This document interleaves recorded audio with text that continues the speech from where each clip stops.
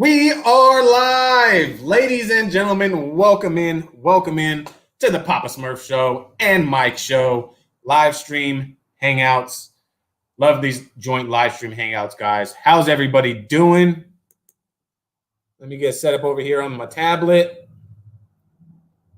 Last day before everybody has got to go back to work. I know some people have had 2 weeks off. Somebody's had a week and a half off. I know I've had a lot of time off, guys. Fab, Barbara, 404, Mike Spina, Ryan Mulhern, Robert Knapp, the infamous Humberto. Always first to everything. Babe's in here. Keith. Who did I miss? Daryl, what is happening? Let me stream up. Fab, what's up, brother? How you doing, man? Neil White. Who else is in here? I think I got everybody. Mark Susi. How's everybody doing on this Sunday, guys? Andy Onstein. Fred, what is happening? I got to get my tablet over here so I can see how we're looking. Make sure my ugly mug isn't looking too bad.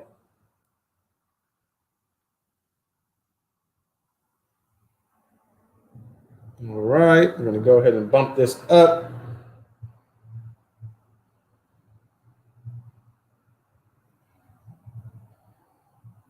Let's exit into that. All right. We are set up, guys.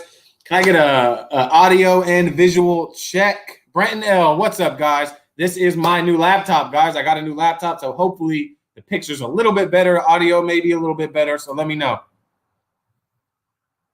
Awesome, Fab. I appreciate that. This new laptop is sweet. I had to upgrade from my 20-year-old dinosaur Dell that's like 6 inches thick.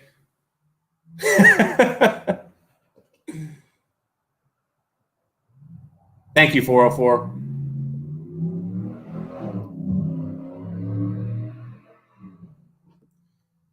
I don't know where Mike's at.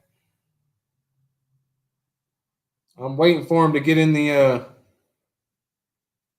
into the live. I emailed him the link and everything, so hopefully he chimes in here soon, guys. Don't ride dirty. What is happening, man? How you doing? Chavez Custom Detailing. Welcome in, Al Daly. What is going on, everybody? Awesome, guys. That's awesome. I'm looking at it on my tablet. Much better than my last laptop. Big Red's Detailing is in the building. Awesome, guys. Already got 30 people in here. You guys already know this is going to be a fantastic live stream, guys. I'm excited. Give it a few minutes. Let everybody kind of get in, and then we'll bring in the man with the plan, Rick. Paul, good afternoon from Ottawa. Hopefully I pronounced that right. Good afternoon. Welcome in.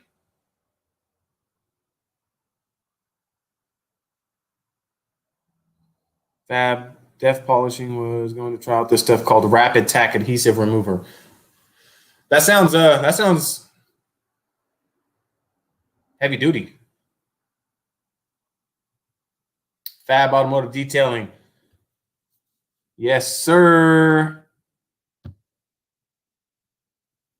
I agree, man. He inspires me. His editing is off the charts. What's up, Mike?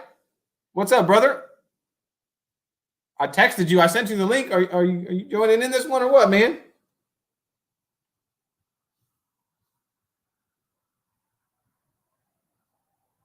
Nothing like washing my own car and listening to you at the same time. Shine your light. I appreciate that, man. I wish I could wash. It's raining. It's raining right now. Big Reds, I appreciate that, man. It took me a while to get to that one. I wanted to get that one out. Oh, this thing's touchscreen. I keep forgetting my laptop's touchscreen so I can get over here and touch. Gosh, technology, guys. Yeah, it took me a while to get that video out, man. I wanted to get it out on like Monday or Tuesday, but man, I'm telling you, I knew I was going to have a short week, so I was pumping workout at the shop, and I was just so tired when I got home, guys, that I just passed out. Rich Smith, what's happening? Oh, Mike's waiting for a customer to show up, guys, so he can pick up their car. So Mike might be a little late, but he's in there in the comments, guys.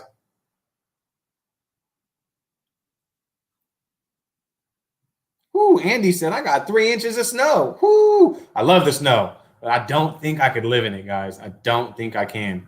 I would love to do all-wheel drive donuts in my GSX, though. That would be fun. Neil White, PAPASMURF. Rapid Tack is something I saw in an Apex vid. Brian said it's his go-to for overspray removal. Oh, okay, Neil, I got you. I got you, my friend. Someone just let off a firework, or that was a gunshot.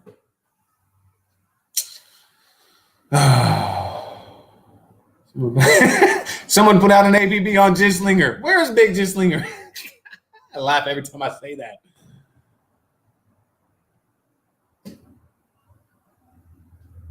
Keith, it gets old fast. See, they say that people that live in the snow don't like the snow as much as the people that don't live in the snow that go visit the snow that absolutely love the snow. They say it's opposite, but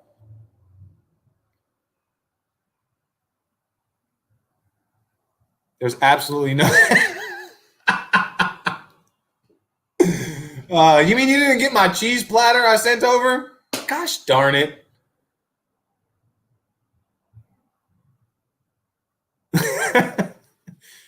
Oh, man. A PAPASMURF Speedo? Oh, I don't know. I might break the internet with that one. I may gain a lot of subscribers, but I may lose a lot of subscribers with that one. You got 41 people in here. That's what I'm talking about. That's because you don't have to drive in the crap with idiots. Keith, snow or not, man, people cannot drive nowadays out here. I mean, honestly, I'm kind of glad I don't have my bike anymore because I just don't trust people nowadays. They just don't pay attention. Everyone's on their phone. They're just not paying attention. It's like if you're not a defensive rider, then you are subject to getting cut off, hit without them even knowing they hit you. It's crazy.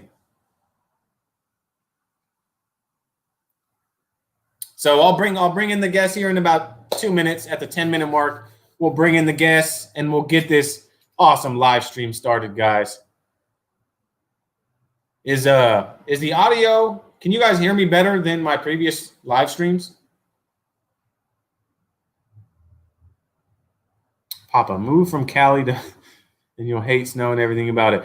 Yeah, I probably think that's probably true. My son was just talking about how he wanted to go to the snow. Trust me, people drive worse in snow. Trucks driving 80 on the highway just because they have 4x4 doesn't mean they can stop. Fab, you're absolutely right, man.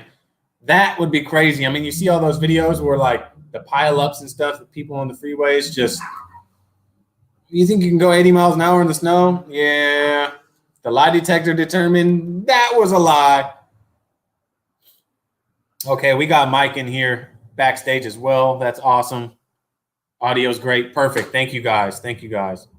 Bobby D, what iron remover do you recommend?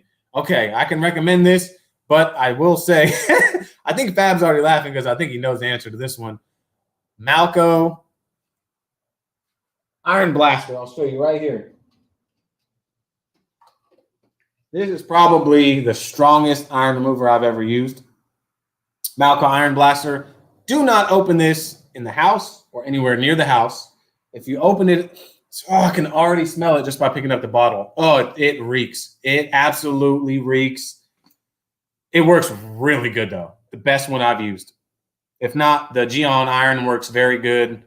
If you want something cheaper, you could use something like the I've had success with the Meguiar's Ultimate All-Wheel Cleaner or the Eagle One All or Black and Plasti Dip. You know, I've used those too, but I have switched over to dedicated iron removers just because I don't want that one car for it to go wrong where I destroy some plastics or some trim on the car. So Geon Iron, Malco, Iron Blaster are probably my top two.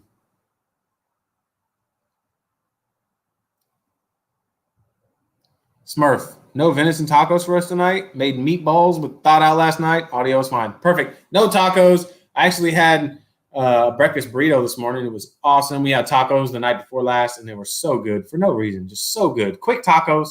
Awesome. In the nacho cheese shells. Beautiful. All smell like fart. Yeah, the worse they smell, the better they work. All right, everybody, we've got 42 people in here. It's time to I'll bring in my co-host, as you guys all know, Mike. There he is. What's up, Mike? They ain't coming until 2:30, so I can hang out for about 20 minutes. Then I'll go take care of them. Then I'll come back. Yep, just let me know. I can pull you out. No problem. All right, we got Mike here, everybody. And everybody, let's give a warm welcome to the man with the plan, the editing king himself, Rick with RAD Garage. No, so what I'm saying is when you book me on, make sure that there's a cheese platter, okay? Oh. Who booked it? Oh, I think I'm on. I got to go. Hey, guys, how's it going? What's up, Rick? Pretty good. I'm doing really good. Thank you for inviting me to your live stream today. Hey, no problem. I told those executive guys, make sure there's the cheese platter, and they had one job. Yeah, tell Dan. He can call him back later. Oh, wow. What's up, Rick? What's up, everybody? Hey, Mike, I can't hear you very well. I can hear Eric really well. I wonder if I should just turn up my mic here, or my speaker. I'm doing good. How are you? Pretty good, pretty good. You're working on a Sunday, are you? Yes, I actually had 3 of them, and 2 of them are still left. I'm waiting for them to come pick up. They're supposed to be at 1:45. Oh, the pickup's the worst. I know. I told them to be here at 1:45, and they're like, well, I'll be there at 2:30. Is that okay? And I'm like, I ain't going to tell them no, but yeah. no choice. Yeah, no. You know what they say? Never pay full price for late pizza. I know. I just finished eating my tacos just in time, too. No, I was just tacos. I don't have my tacos showing. I got my tacos right here. Tacos. All right. So it's sexy. There we go. Well, Rick, I gotta say, you pump out some phenomenal videos. Well, thank you very much. Say nothing. You don't even have to say nothing, and they're, Emmy award-winning videos. Yeah, it's been a bit of a little bit of a struggle. How much talking do I do in my videos, and how much do I not do? It really just depends on my mood that day, to be quite honest. Nice. But for years, people have been saying you need to talk more. And in the videos that I talk, I don't see the same reaction that I do to the ones that are just simply, detailed performance. So, but yeah, I like to mix it up a little bit. But yeah, you're doing phenomenal. Did you see that? You both saw the latest one, right? The one that I put out this morning? Oh, yeah. First thing I did when I woke up. Yeah, I was pretty proud of that one. That one turned out real good, I thought. Yeah. Ceramic coating of the, what kind of blood was? Something blood. I can't remember that. Yeah, devil's blood. Devil's blood. Yeah, that's what it was. Yeah. Yeah. It was some good First stuff. time. That looked like some really good stuff. How'd you like really it? good stuff.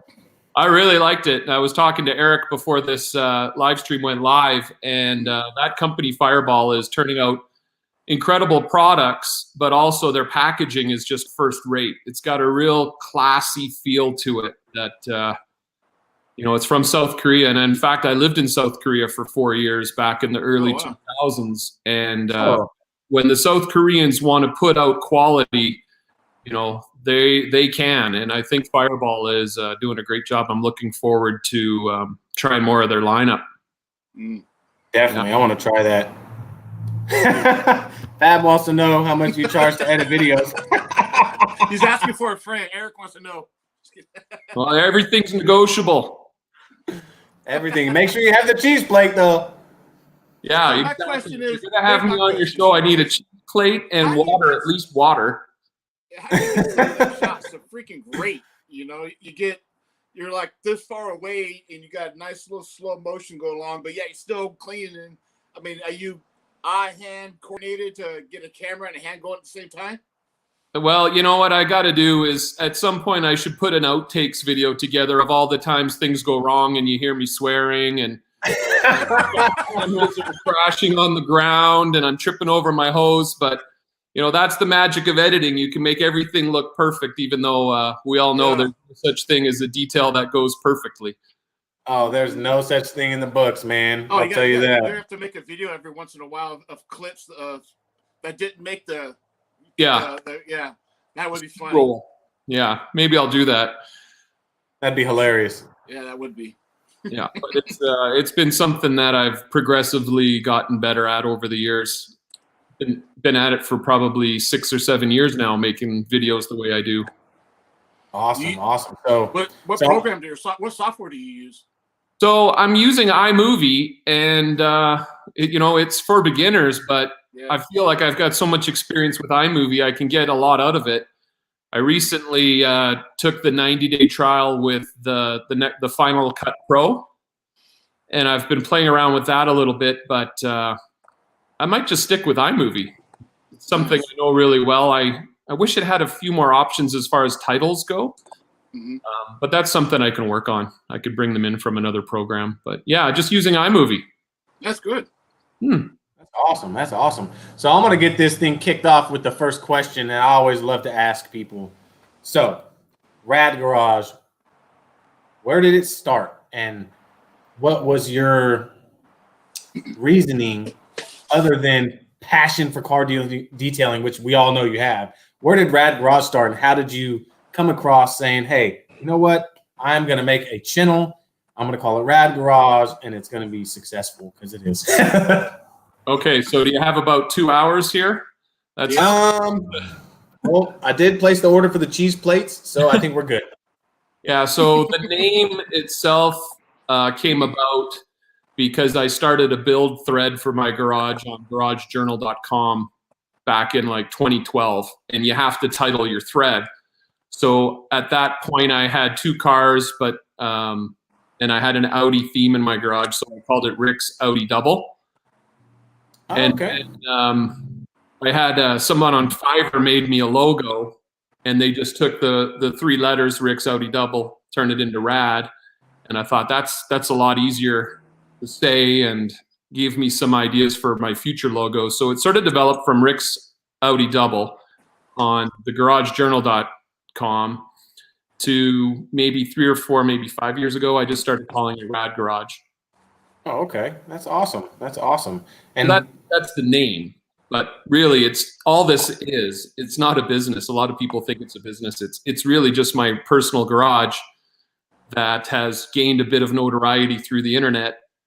And I'm just celebrating the 10th anniversary of living in this house. And the garage started off as many double garages do, with, bare concrete floor and non-painted walls.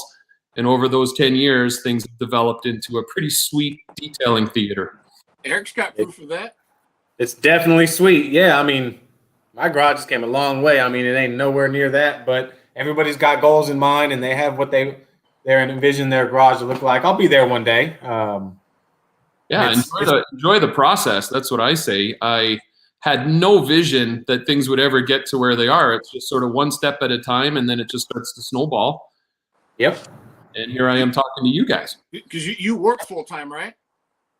I mean, you're not a full time detailer. Yeah, I'm a full time teacher, so this is a hobby for me. This is not even a side hustle. I don't put enough energy into the business side of things for me to even qualify it as a side hustle. I detail cars for friends of mine, people that I've gotten to know through mostly the channel, but I turn away people who just say, hey, listen, I want you to detail my car. If there's no connection there, I have no interest in really doing that at this point. Oh, interesting. I just don't have the time. Exactly. I don't know how you guys do it every day. It's exhausting work. It's really hard, man. It really is, because I got a 23-year-old that lives directly across the street from me, and without him, I wouldn't be able to get it all done. I text him, I flash a $100 bill, and he's over. Yeah, I should look into that even for what I do. I have a a few young guys just down the street that have an interest in detailing. I've often thought of maybe hiring their services for the grunt tasks, you know? Definitely. Yeah, but it's, so RAD Garage is basically a Rick's Audi double. I only have one car now, but it's a double garage, and it happens to be an Audi, so RAD still fits the bill, I think. Definitely. I don't think it can ever change, honestly. And plus, I'm from the 80s, so RAD means a lot to people from the 80s. 80s baby, for sure. Yeah. So Humberto wants to know, he never asked what level are you teaching? High school, middle school, elementary? What is it that you're teaching? Well, for just over the last decade, I've been teaching grade 6 and grade 7 social studies, language arts. Yeah. Nice. Is Audi's the only thing you detail? Well, it just seems to be that I strike a chord with people who are in that Audi cult. But, you know, I think Audi definitely is the most common car you'll see me working on. I think Lexus is probably number 2. Volkswagen, it's really, if I like you and I like your car, maybe we get together and we do a collaboration. But no, Audis aren't the only cars I do. But, man, there's something about the quality of that car inside and out that makes it a real pleasure to work on. Yeah. Just the materials they use clean up so nicely. Mm-hmm.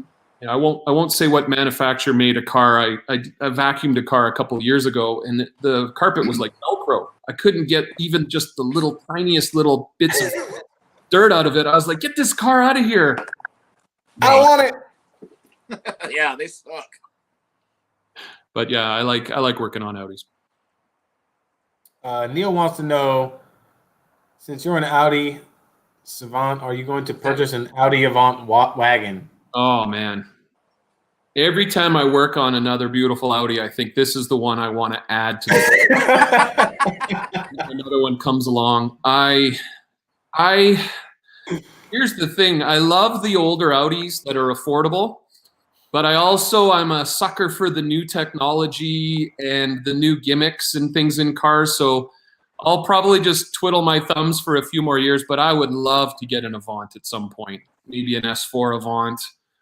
Or, my friend Dave, I think you guys might be familiar with Dave. He's the one who owns the red Audi I did this weekend. He also owned the RS2 blue one that Doug DeMuro purchased. He's a big Avant guy.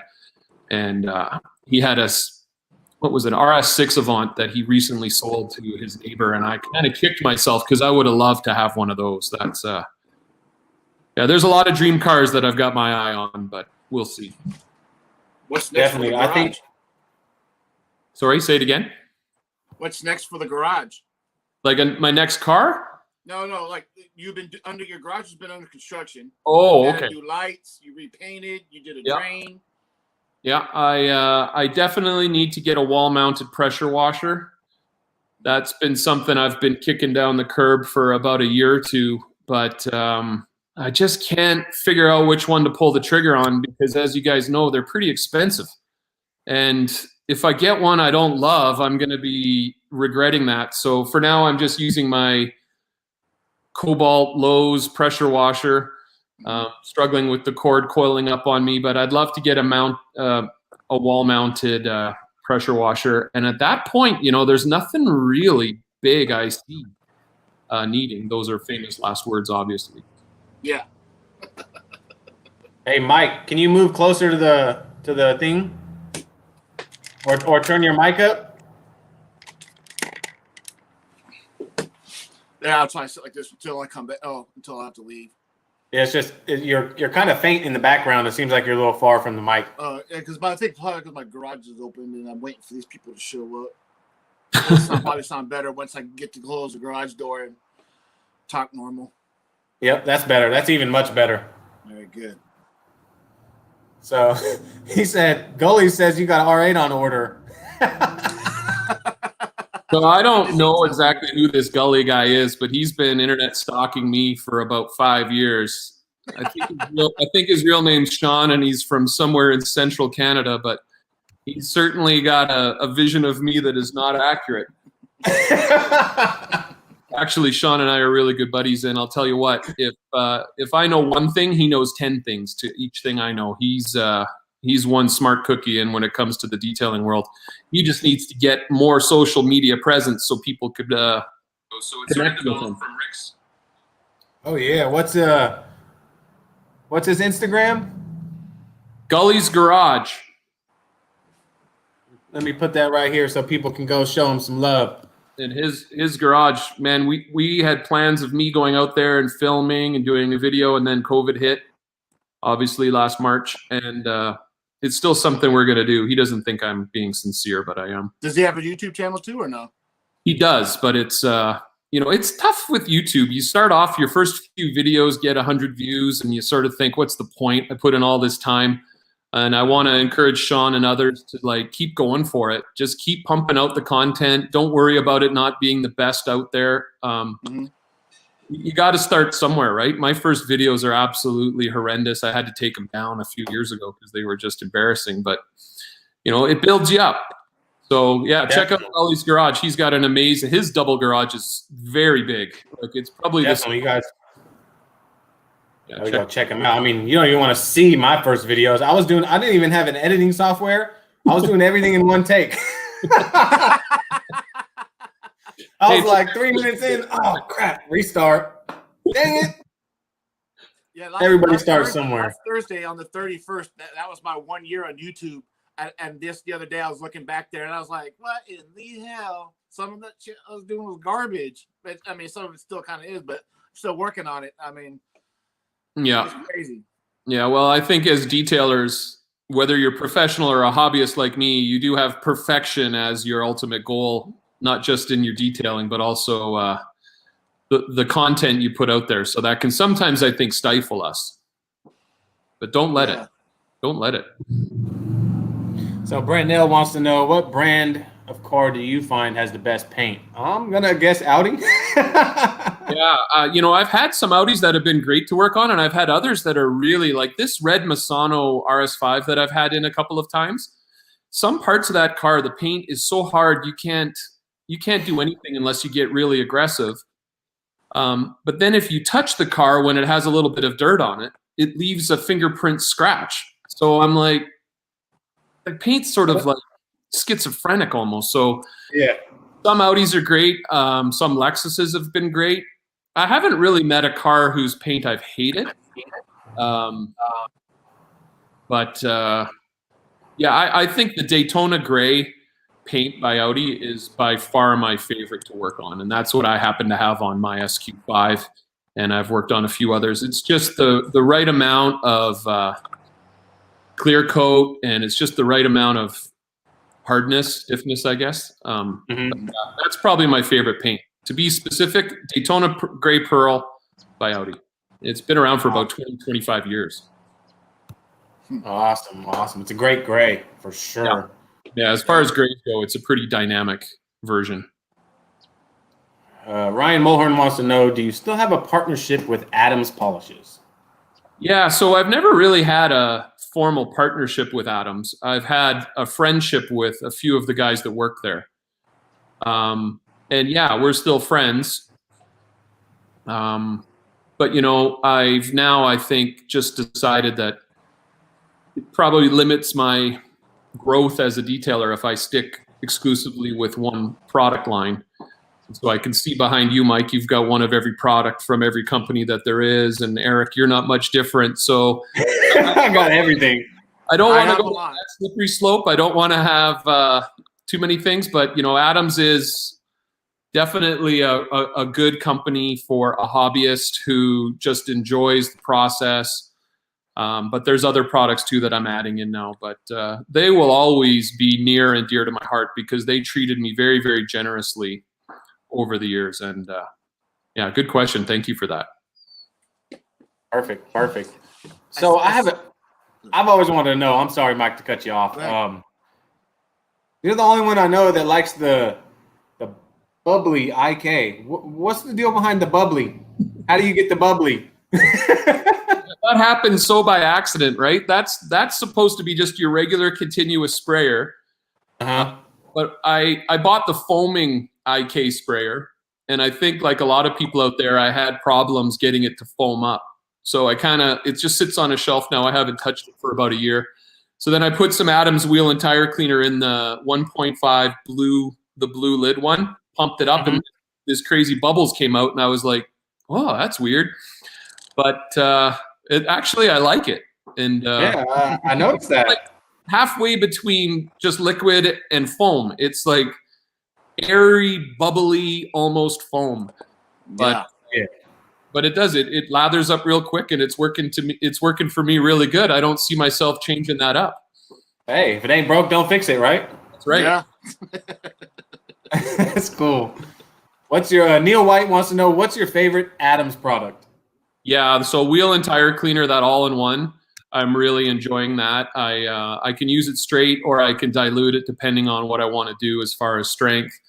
But my number one favorite Adams product is a pretty obscure product called Rubber Mat and Liner Cleaner. So up here in Canada, we run rubber mats in our cars. Well, those of us who care about our carpets do. Yeah. 6 months of the year, so they're always being cleaned. So this it's an easy spray-on product by Adams, and it lathers up with this white nylon brush I have, and it's just instantly cleans rubber liners like you wouldn't believe. And I've actually got a couple extra gallons just in case. I've heard rumors that it's already been discontinued, so I'm a little bit nervous. So that's my favorite product, is the Rubber Mat and Liner Cleaner, if you can believe that. Right, all right. These are good questions. Yeah. So I see you wearing a Jay Leno shirt this morning when I was watching your video. Isn't Jay Leno product through part of Adams? No, I don't think so. I think there's some very strong rumors out there when Leno launched that line. And when that line came out, probably 5 years ago, there was a few people in that company that reached out to me, and they sent me some Leno stuff, and I really liked it. But then, all this controversy sort of sparked up about this place in Colorado, this bat cave that is creating all the chemicals that other brands are using. And there might be some truth to that. I didn't really pursue that too much. I don't really care too much about that stuff. But yeah, that was a rumor that I think still sort of follows that Leno's line. But they treated me very well. That's good. Yeah, it's actually a quick little story. There's a guy up in Edmonton called Caddy King I follow on Instagram. We've become buddies. He's into the old 60s Cadillacs, and he was going out to California, and he contacted Jay Leno's garage and said, he filled in the online form or whatever about possibly doing a tour. And I think he's a lineman, like he works on the telephone lines up at Edmonton. And he missed a call from Jay Leno. So he checked his voicemail, and it was, "Hey, it's Jay Leno here. I just was returning your call," and he could never get back into contact with him. Oh, wow. It's his biggest regret that he missed that call. But yeah, that was that Jay Leno's, they treated me really well. I still have a lot of their product, and I'll use it time to time. Their tire and wheel cleaner, the Jay Leno tire and wheel cleaner, I think that's what I had. Yeah, that stuff works really, really good. It's strong stuff, yeah. It is very strong, but not too strong. Yeah. It won't take the paint or aluminum off, but it'll take the brake dust on for sure. Oh yeah. I see Javier's got a good question there. Yeah, what was the first thing that came into mind when you found out Doug bought a blue Audi? Yeah, so I knew that a little ahead of everybody else, and I was just sitting there just hoping that Doug DeMiro would shout me out for the detailed video I did for that car. And I was like, this guy's got 3.1 million followers, and I detailed his dream car. I was sitting there lying awake at night going, I'm going to be famous. He's going to tell all of the world that, what, Doug? You didn't do a damn thing. I've emailed you twice and you haven't even responded. So Doug DeMiro's on my watch list right now. He could easily drop a link into that video saying, and if you want to see this car cleaned pretty much the week or two before it went on the trailer, go ahead. But no, Doug DeMiro's off in Nantucket with his poodle. And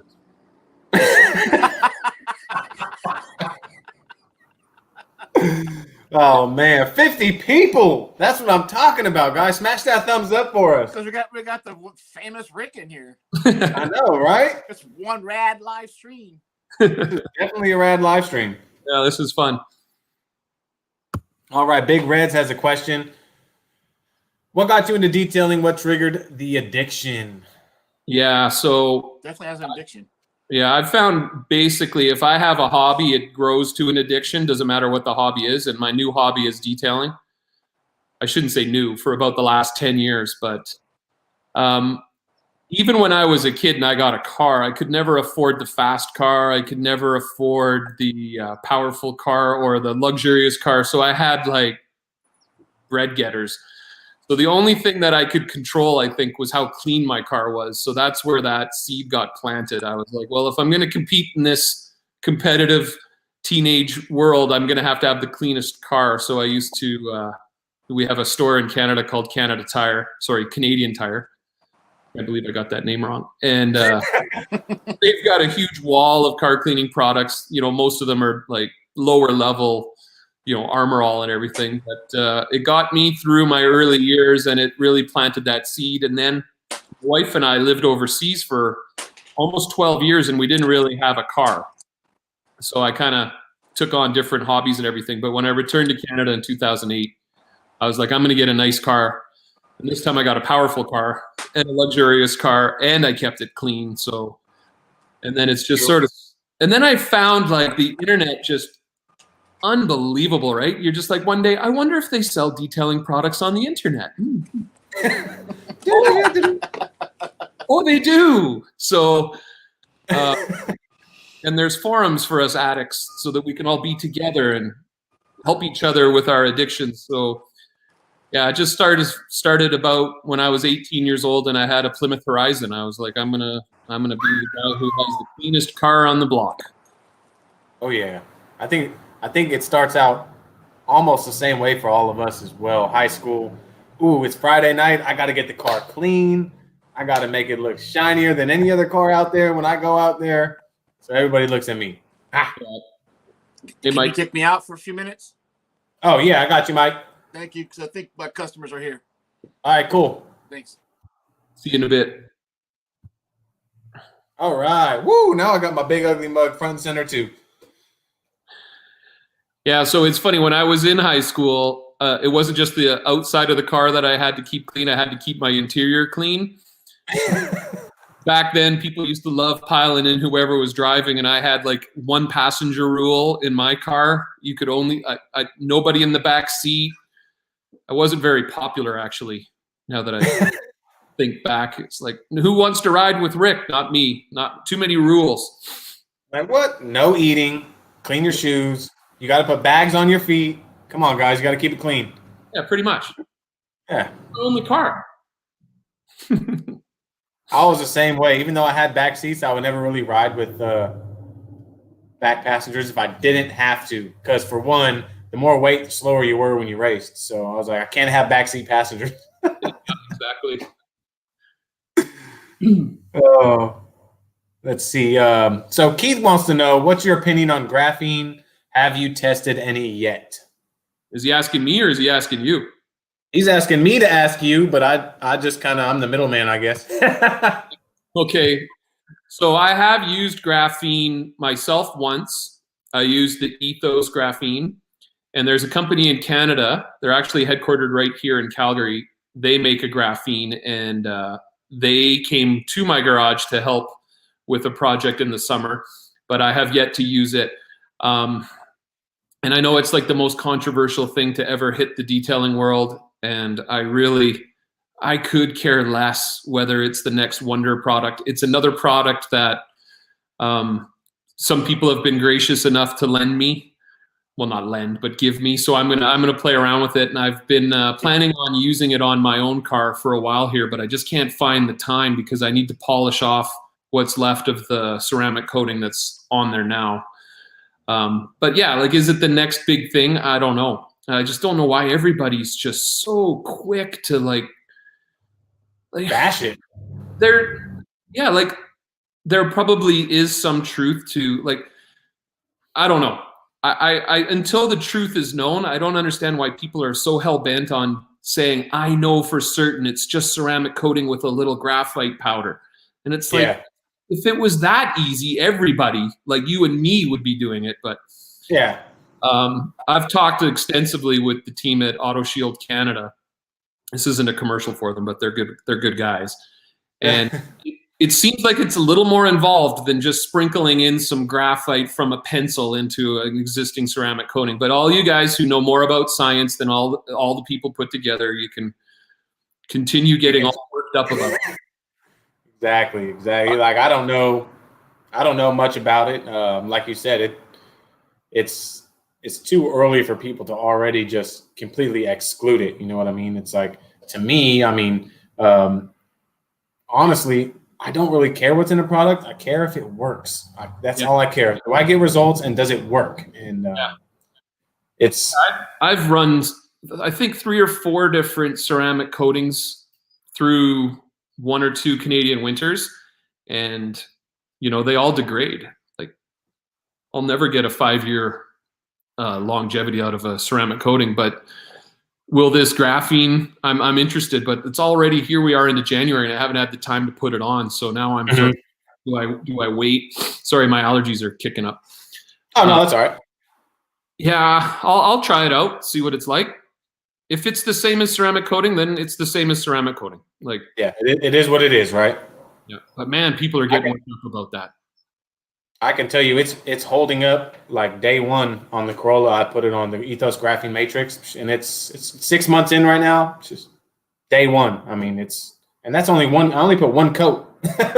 Yeah, it's crazy. My first and only coating, and she came by the other day, and it was raining. I ran out there. You know me. I ran out and had to look, and I mean, I just blew on the hood, and the water just came right off. It was dry. I said, like day one, excuse me. Yeah, it's sort of like a lot of things have come together in the detailing world that are controversial. Like, you've got your spray-ons versus your traditional liquid applied. Then you've got the graphenes entering in. And there just seems to be like, it just really blew up in 2020, right? Like, so many products hit the market. And I think we're probably just like subconsciously a little fed up. Like, how do you keep up? What's the next best thing? And I've just sort of, luckily for me, it was a few years ago that I kind of stopped the chase of the best product, right? Like, going back to when I used to use Armor All and things like that, I used to get a car so clean people's minds would be blown. So it's like, yeah, it's got a little bit to do with the product, but mostly it's just, are you thorough? Are you patient? Are you good at what you do? Exactly. People that want to have the best, and so many options right now.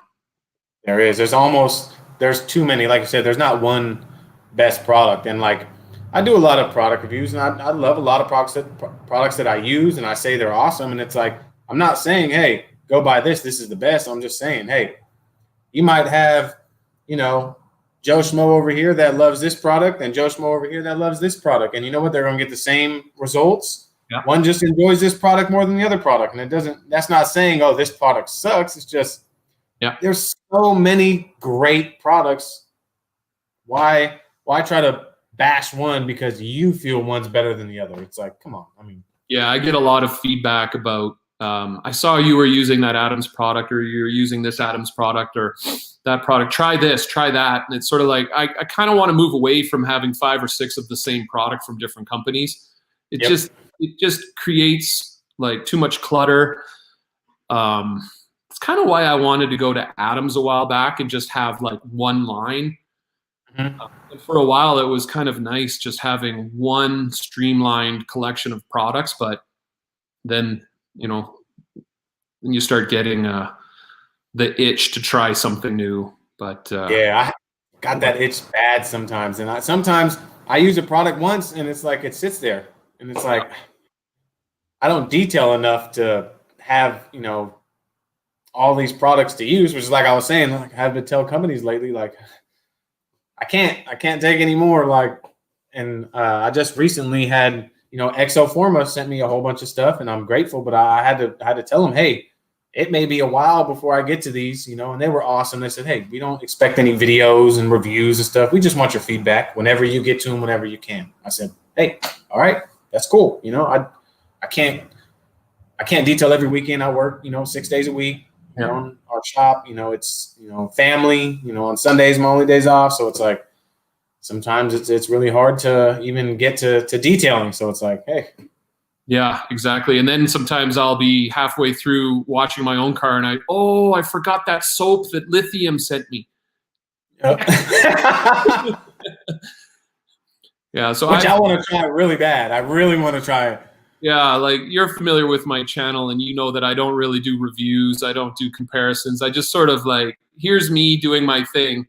But some products have been coming my way lately, and I think I want to integrate them into the process. But like you said, I just don't have enough projects going on, and seeing that this is just a hobby for me. But I really do appreciate the generosity of these companies, and you know, they're not just generous; they're smart.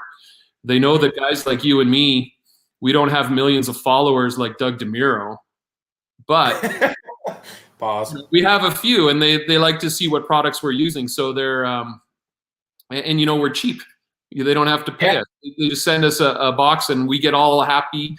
Like, I don't know if you've been receiving those Lithium packages, right? With the and the sweet notes that come with them. Oh man, I'm sold. I'm like, these guys are so nice, and those cool banners. Oh man, absolutely love the banners. So that's been a real fun thing for me in 2020. Is you know, I'm on the radar now of companies, and it's just awesome. It is. It really is. And like me and Fab are good friends, and we talk all the time, almost on a daily basis.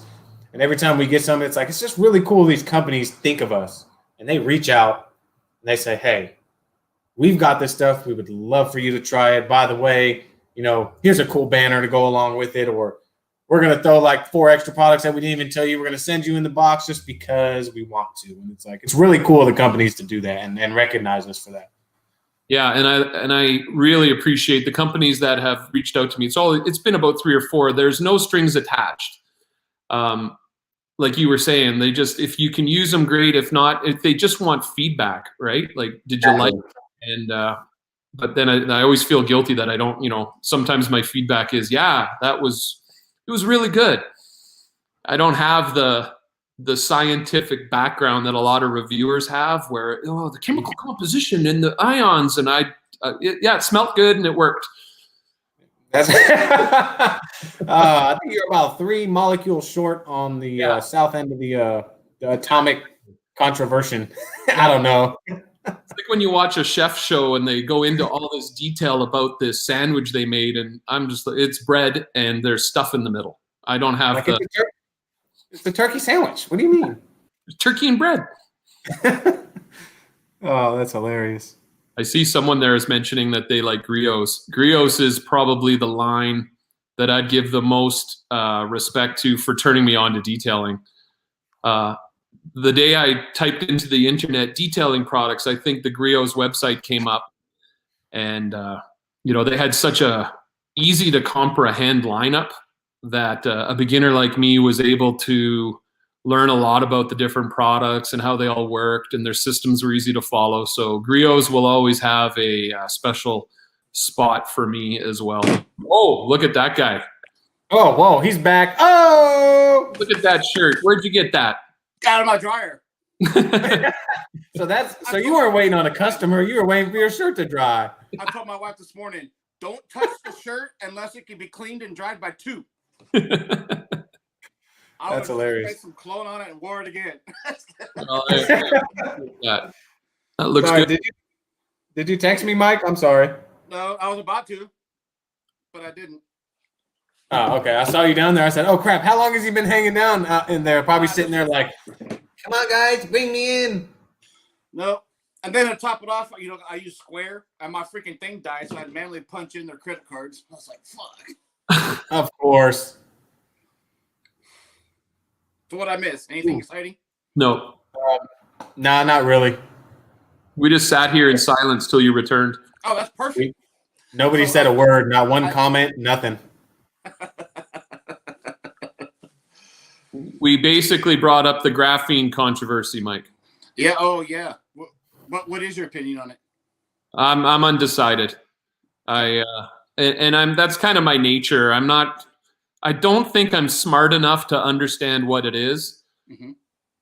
So I do have a few bottles of it kicking around behind me. I'm going to try it on my car this winter, but like I was saying to Eric, winter's half over and I haven't found the time yet. So I want to see if how it fares against the brutal Canadian winter. But yeah, I don't care if it's the whole next thing, if it's going to be on the NASA ship.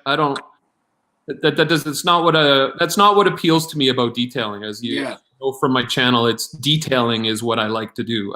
It's not getting into conversations and discussions and debates about what product the best. Yep, agree. So Fab wants to know, did you detail with Griot's products back when the machine polish 1, 2, 3, and 4 products? Damn right. I think I still have a full bottle. Oh, I gave them away. In the summer, I did a cabinet purge, and I don't think I ever used the number 4, but I had the Griot's 6-inch and 3-inch polisher, and I had those orange pads, and I had all the 1, 2, 3, 4 system. That's really where I cut my teeth. Not like I'm a paint wizard, but I'm pretty good, and I think Griot's is the big reason behind it. It's a good company. Definitely. Yeah. It is. It's a great company.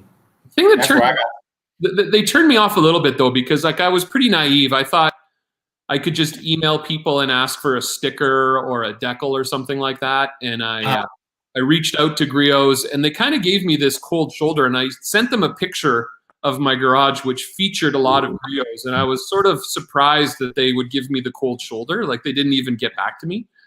Interesting. And I was kind of like, are you a company that is aimed at boomers and you don't know what social media is? Like, I don't know. It always rubbed me the wrong way because like, here's this guy that was just like saying, hey, I really enjoy your products. Is there any way that I could incorporate a decal into my decor?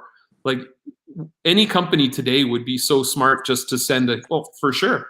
I'll get it out. Absolutely. Yes, tomorrow. So they kind of missed the boat on that one. Especially since it's like free advertising. Exactly. Yeah. I had a whole beautiful tiled wall featuring Griot's products. Why wouldn't you not want to jump on that? But anyway, that's not why I do it. I do it just because. Yeah, I hear you. Yeah. Fab can get me a decal. Yeah. Fab says he can get you a decal. I'm still waiting. It's been about 7 years. Better late than never, right? You know where I get my cold shoulder from? Is, believe it or not, I get it from Adams. Is that right? Yeah. If I send them a message about something, I might get a response from them, but it'll be like 3 or 4 weeks later. Interesting. Yeah. That company's been bought out, right? I didn't know that, no. Yeah. It reminds me of what happened to Oakley about 10 years ago when they got bought out. It's sort of like the team is still there, but are they as invested as they were before? Because, I'm fearful that when a company loses its founder, they lose their soul, Not to say they have, but I sure hope that isn't the case. And it's, years ago, you would hear so much about their customer service being like top notch. I'm sorry to hear that, Mike. I'll email. If you email me, I will email you back within 4 weeks. That's my promise to you, Mike.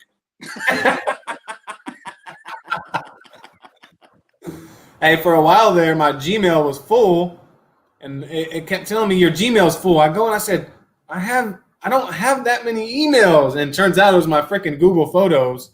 So, Rick, if you didn't know, for the first year and probably 14 months, I did all my editing, everything from my phone.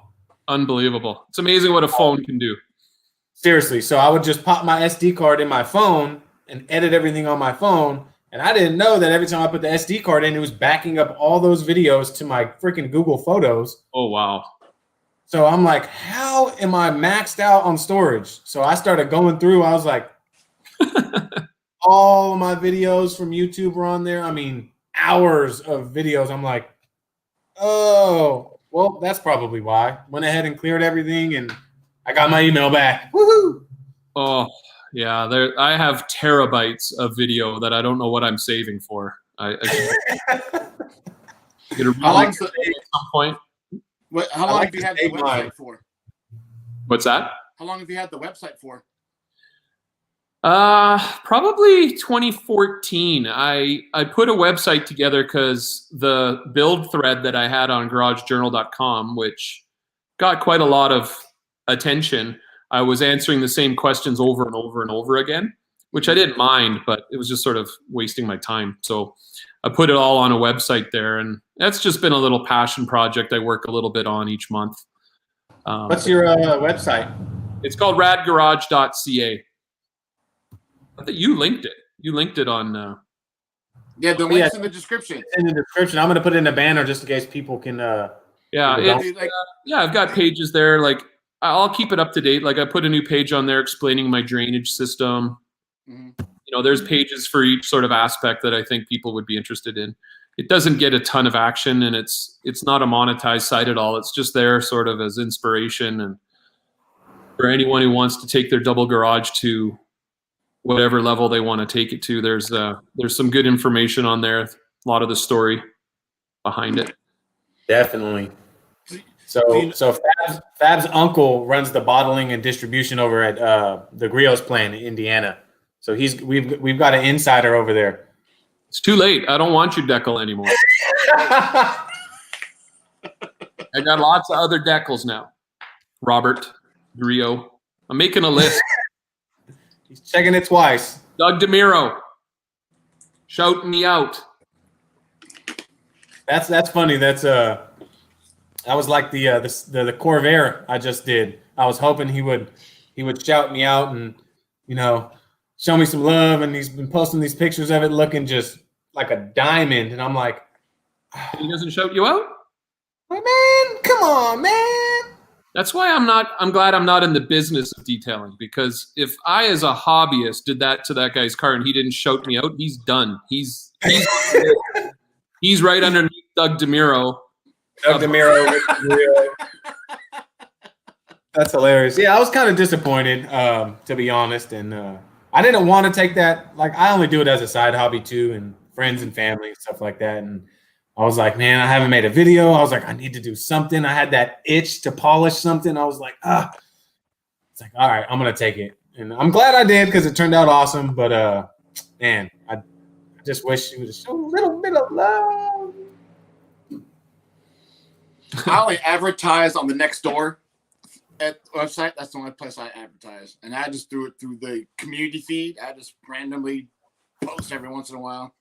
That's it. Keeps me all right, Fab. Take care, man. Yeah. Fab, have a good night, bud. Thanks for stopping in, Fab. Eat some pizza for me. Pizza.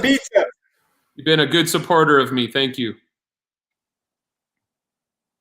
There was one question that I saw. I think it was Neil put up there about my Crown Rally experience from not this summer, but the summer before.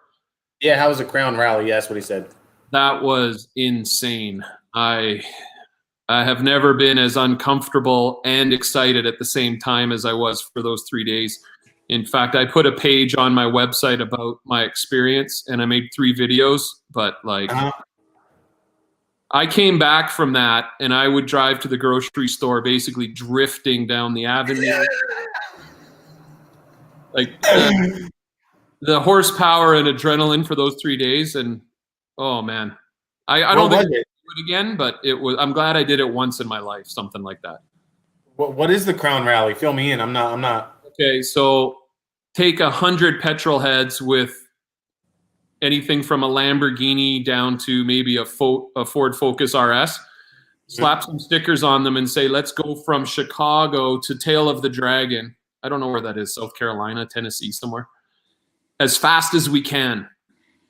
Oh, kind of like a rally. Yeah. Yeah, like, okay, I got it. I get you. Yeah. And it was scary. And the guy that took me there, Jason, he's an awesome guy. The one day of driving, his hands he had driving gloves on. I always thought those were a gimmick, right? He had his driving gloves and he still had blisters from all the corners. We went through rural Kentucky. There was one point where we got lost and I'm like, well, this is it for us. We're going to die. out here in the middle of the Blue Ridge Mountains. Like it was just an insane experience for this Canadian mild-mannered social studies teacher. What kind of car was he in? What kind of car were you in? We were in an Audi R8. Oh man. And That's that when you have on order. it had a B-Rogue built exhaust on it, and man, did that thing bark. Oh, geez. Like, it was just all titanium, right? It was all titanium. It's the V8 version, but I'll tell you what, that V8 that went in the first Gen R8 is a monster. Like, oh yeah, those things scream. Anyway, thanks for asking about Crown Rally. I haven't had those nightmares for a while. Thanks for bringing it. Thanks. Rick has to go to work tomorrow, guys. You can't bring back that stuff. I won't be sleeping tonight. Nope. Are you doing teaching from home, or are you actually in class now? Well, we are at home for the first week, and we're waiting to see whether the government reopens the schools. But they extended the at home for 1 week after our Christmas break. So, yeah, it's going to be interesting, though, because my wife's a teacher at the same school. So we've got to find space in the house where we can both do our online teaching. And our son also goes to the school. So we need a space in the house for him to do his online learning. It's going to be a real... it's going to be a bit... I'll probably be in the garage tomorrow teaching from here. Teach kids about organization. Is that your wife that you have a picture of on your website in the gallery section? I hope so. Just curious. That's all. Yeah, no, if there's a picture of someone who's not my wife on there, please let me know. I need to take that down right away. Yeah, no, that. She look a little bit younger than you with long, not like brown hair. We're the same age. She looks younger than you. Yeah, no. How old are you? She's a gorgeous girl. She does not age, that one. Oh man, what's her secret? She takes her makeup off every night. I just leave it on. Oh yeah. God, maybe I should start trying that. How old are you, Rick? I don't know if I should answer that. I'm 49. 49. Ooh. And that happened real quick, I'll tell you what, guys. I don't know. I think you're probably in your 30s. Yeah, there's my wife. That is her? Yeah, that's the only time she ever came in the garage, though. I find that kind of funny. Oh, we had our photographer friend doing a photo shoot, and she showed up in her RAD Garage shirt. She's never been in here before. I was only going through the gallery because Eric makes the thumbnails, and so I was trying to help him look for photos, and then I do the descriptions. I send it to Eric so he can put it in the thing. So when I went to your website, I said, well, first I called him. I said, dude, he's got the best thumbnail you can put right there. I was like, well, let me go check the gallery. Yeah. Yeah, this is nice photos in there though. Probably one of the most photographed garages in Canada for sure. Yeah. Yeah, I know. How was that? How was it doing the pan collab? That was freaking awesome. So how was that experience? That was so awesome. Like, that guy is a consummate professional. Like, I'll detail when I have the time, right? And he has a job too. He's not a full-time YouTuber detailer. No, he's not. He has a full-time job. Yeah. So he contacted me about a month out and said, listen, I'd really love to feature you for this wheel arches coating project. And I was like, yeah, no problem. And he's like, oh no, we have a lot more planning to do than that. And so he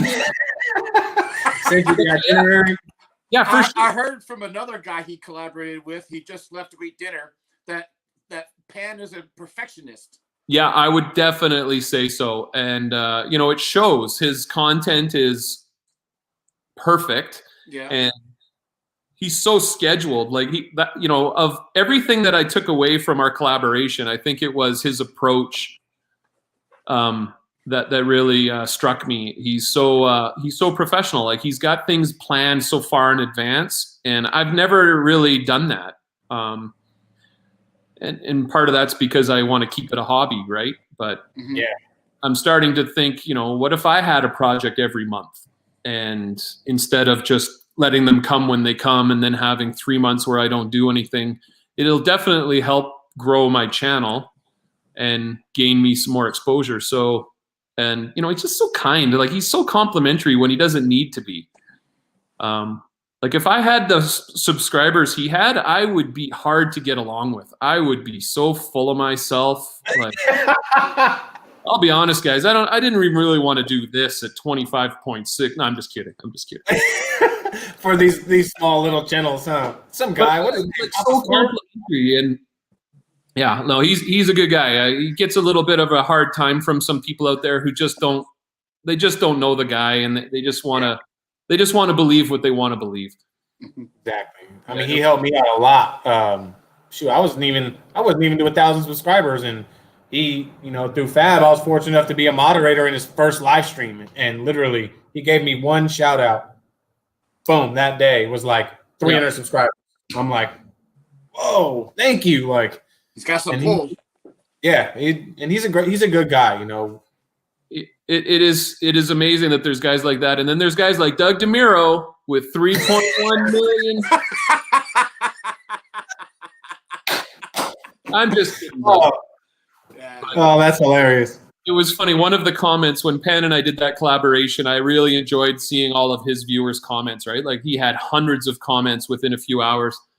And, oh, geez, I lost my train of thought. One of them was kind of critical of Pan. Like, oh, how much did you have to pay Pan to be on his channel? And I was just like, oh, the internet is such a wonderful but also bizarre place, right? Like this guy sitting at his keyboard thinks he knows how it all works.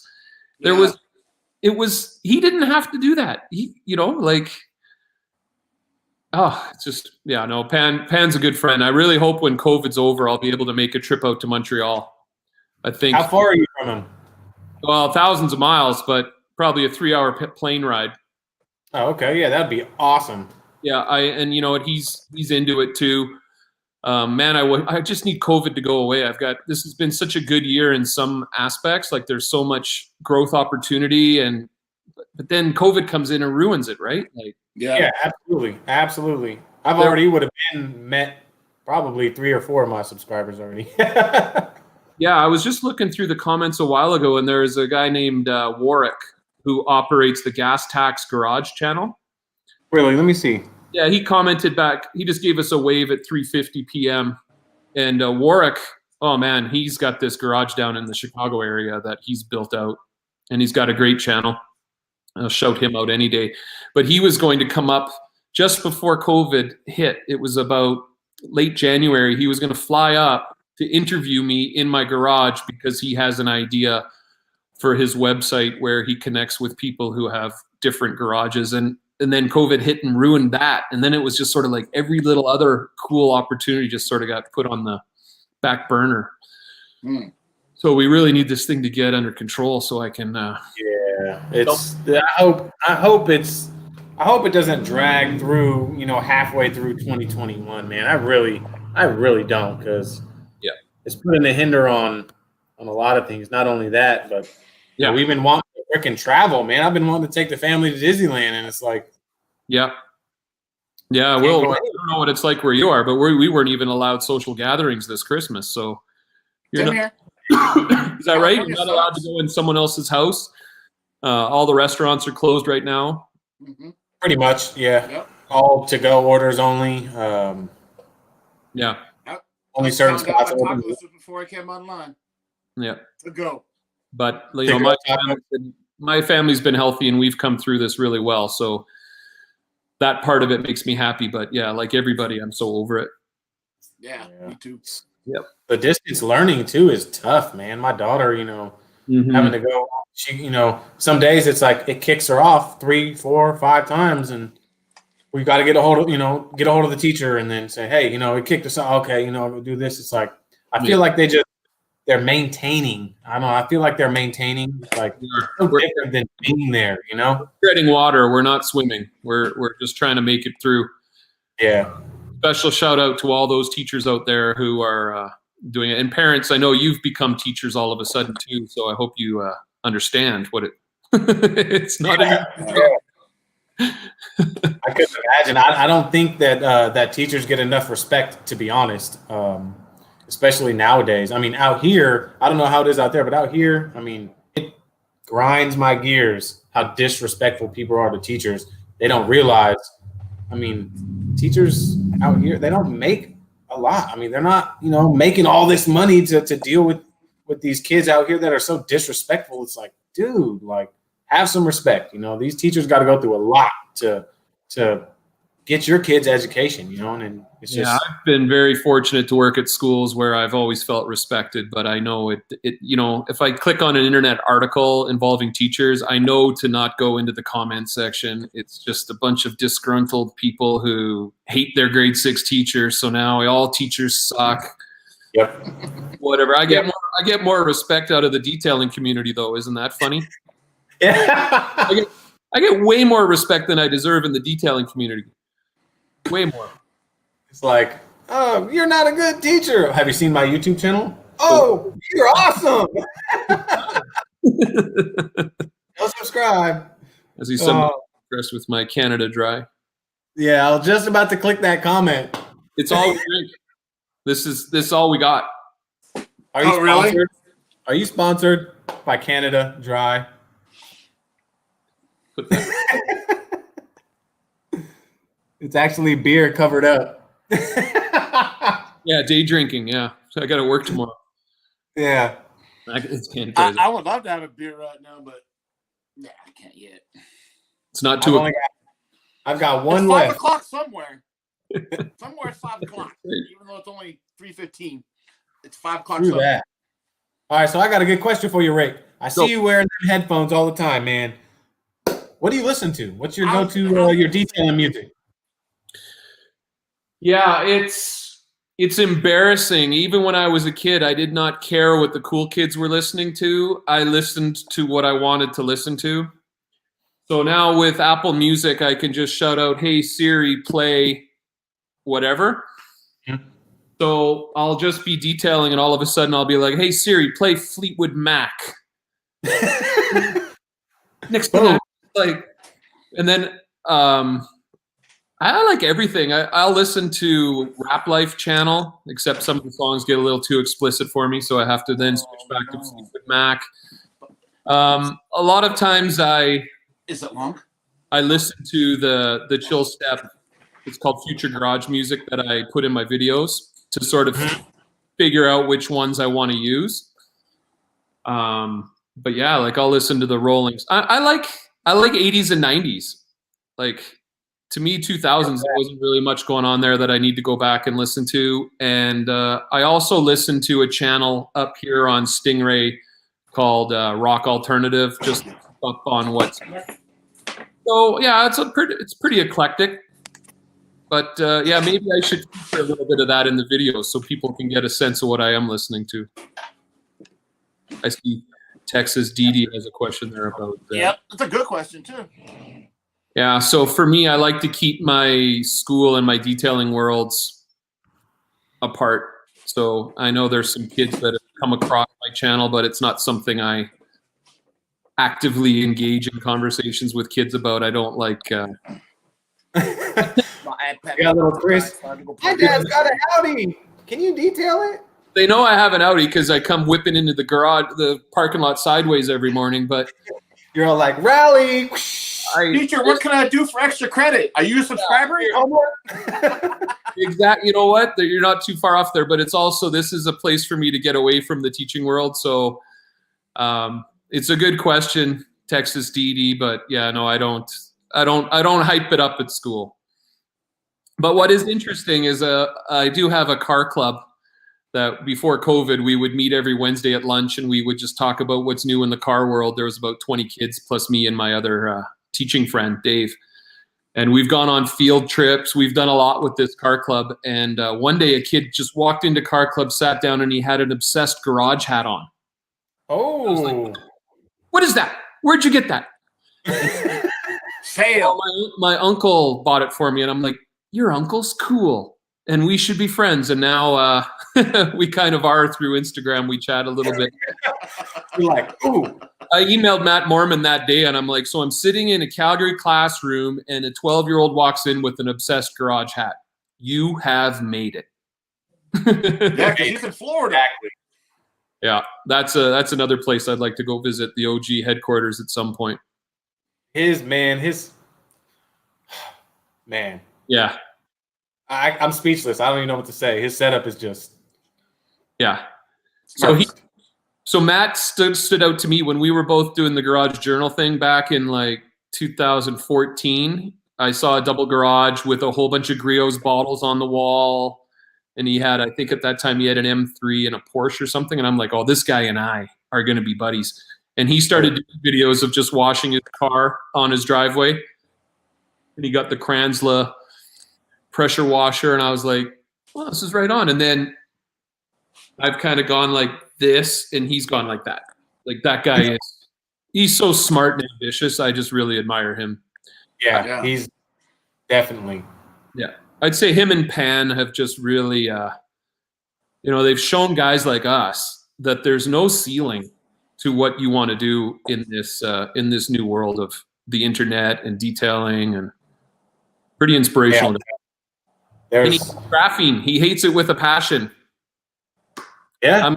I'm gonna graphene coat my car, and then I'm gonna send him a picture. Holding the graphene bottle like this. And I'm just going to talk about how magical the air doesn't even hit my car now because of the reflective angle of the atoms. Oh, Lord, that's hilarious. There's a very few people. I mean, when I first wanted to learn and got on YouTube, I started watching these channels, and really, so I came across Fab's channel. I hate to admit this, but Scott with Dallas Paint Correction was a channel that I came across when I first started wanting to learn how to use a polisher, and Apex Auto Detail.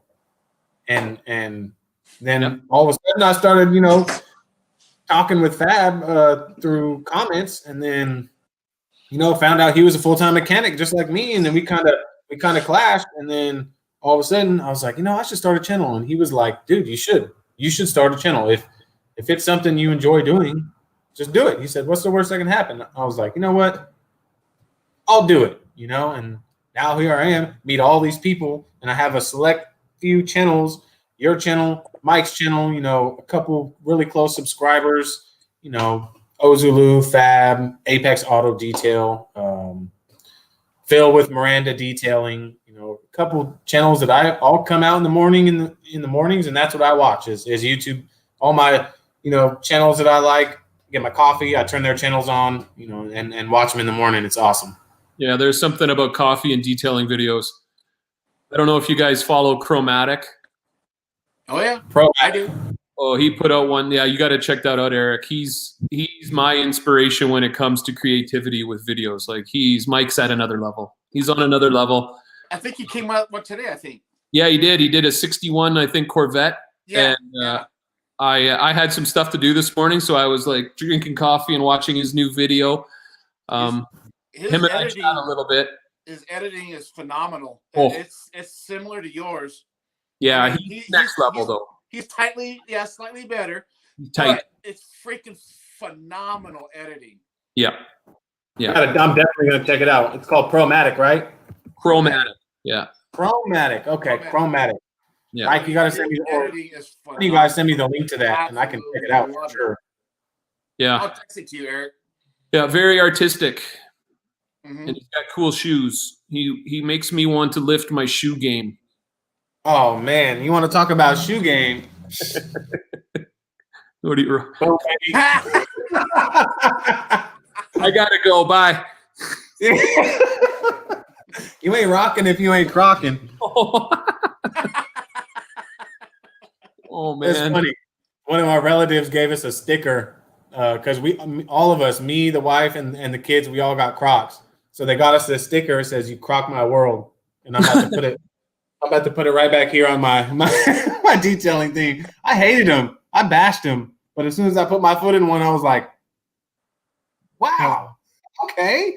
It's funny when I'm gonna sound like a snob here, but when my wife and I were living in Tokyo, true story, we lived in a sort of a nice but boring suburb of Tokyo, and there was this building being built across the street, and in the bottom it said in Japanese, "Exciting new retail opportunity," or like something's opening soon. And I was like, "Ooh, what's it gonna be?" And it was a Crocs store. Oh my goodness. I was like, oh, finally some place where I could buy some clothing or shoes, maybe even sunglasses. No, it was the Crocs. Ah, man. I bet you were disappointed. I was very disappointed, and I still am angry at Crocs. You wear what you want to wear.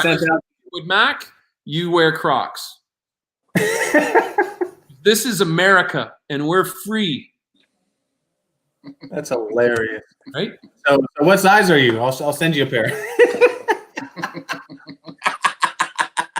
they'll be red, and they'll have an Audi symbol. Limited edition? Limited, one of a kind. Yeah, I've been joking with my friend at QuickJack about QuickJack offering up an exclusive RAD Garage version of their QuickJack. He thinks I'm joking. He laughs it off every time, but I think that would be cool. That would be awesome, man. I got to give me some QuickJacks, man. They're good. They're good. They don't take the place of like a serious lift, but if you have a garage like mine, which, you know, obviously I got to park a car in here all the time, so I can't have a scissor lift in the middle of the floor. They're really handy. Definitely. And Fab has them too. He said, dude, being able to sit on a detailing stool and pretty much polish the lower portion of a door without having to, you know, sit crisscross applesauce. Yeah. Especially when you're 49. Although I don't use it enough. Like I should pull it out more often, but I'm in my 40s too. That's why I'm in a rolling chair. Yeah. You know, the body starts to say, hey, what the hell's going on here? Mm-hmm. Oh, man, I was sore for 3 days after that Honda Fit. And that car is only this big. Dude, I'm telling you, man, that thing kicked my butt, dude. So what's Fred asking here? If he's asking epoxy coatings. Yeah. Is it a DIY or something or should he hire someone? Well, if he's asking me, I feel like depends where you live. If you're going to DIY an epoxy flooring in Calgary, you're going to get about a month out of it, and it's going to start flaking off. But if you live in a real mild climate and you take your time during the prep, you have a chance. But I am fully committed to, like, for me, epoxy's just it's a no-go. Like, you'll see me kneeling down and doing wheels as I'm going around a car. I can't do that in the water. So with the Swiss Trax floor, it really allows me to always be on a dry floor. So that's why I like it. But I have a friend across the street. He's got epoxy, and his garage is the same age as mine, and he's having to get his epoxy redone, which isn't cheap. Yeah, it's definitely not cheap. So that Swiss Trax, how does that work? I mean, does it just go over regular flooring, or? Oh yeah. Yeah, it's like it comes in almost 16 by 16 inch squares, and you got females on two sides, you got male connectors on the other two sides. You just slap it together like Lego. Okay. Like it basically now you've got 3/4 of an inch of lift above whatever is on your ground, because water and dirt and everything goes down into it. Awesome.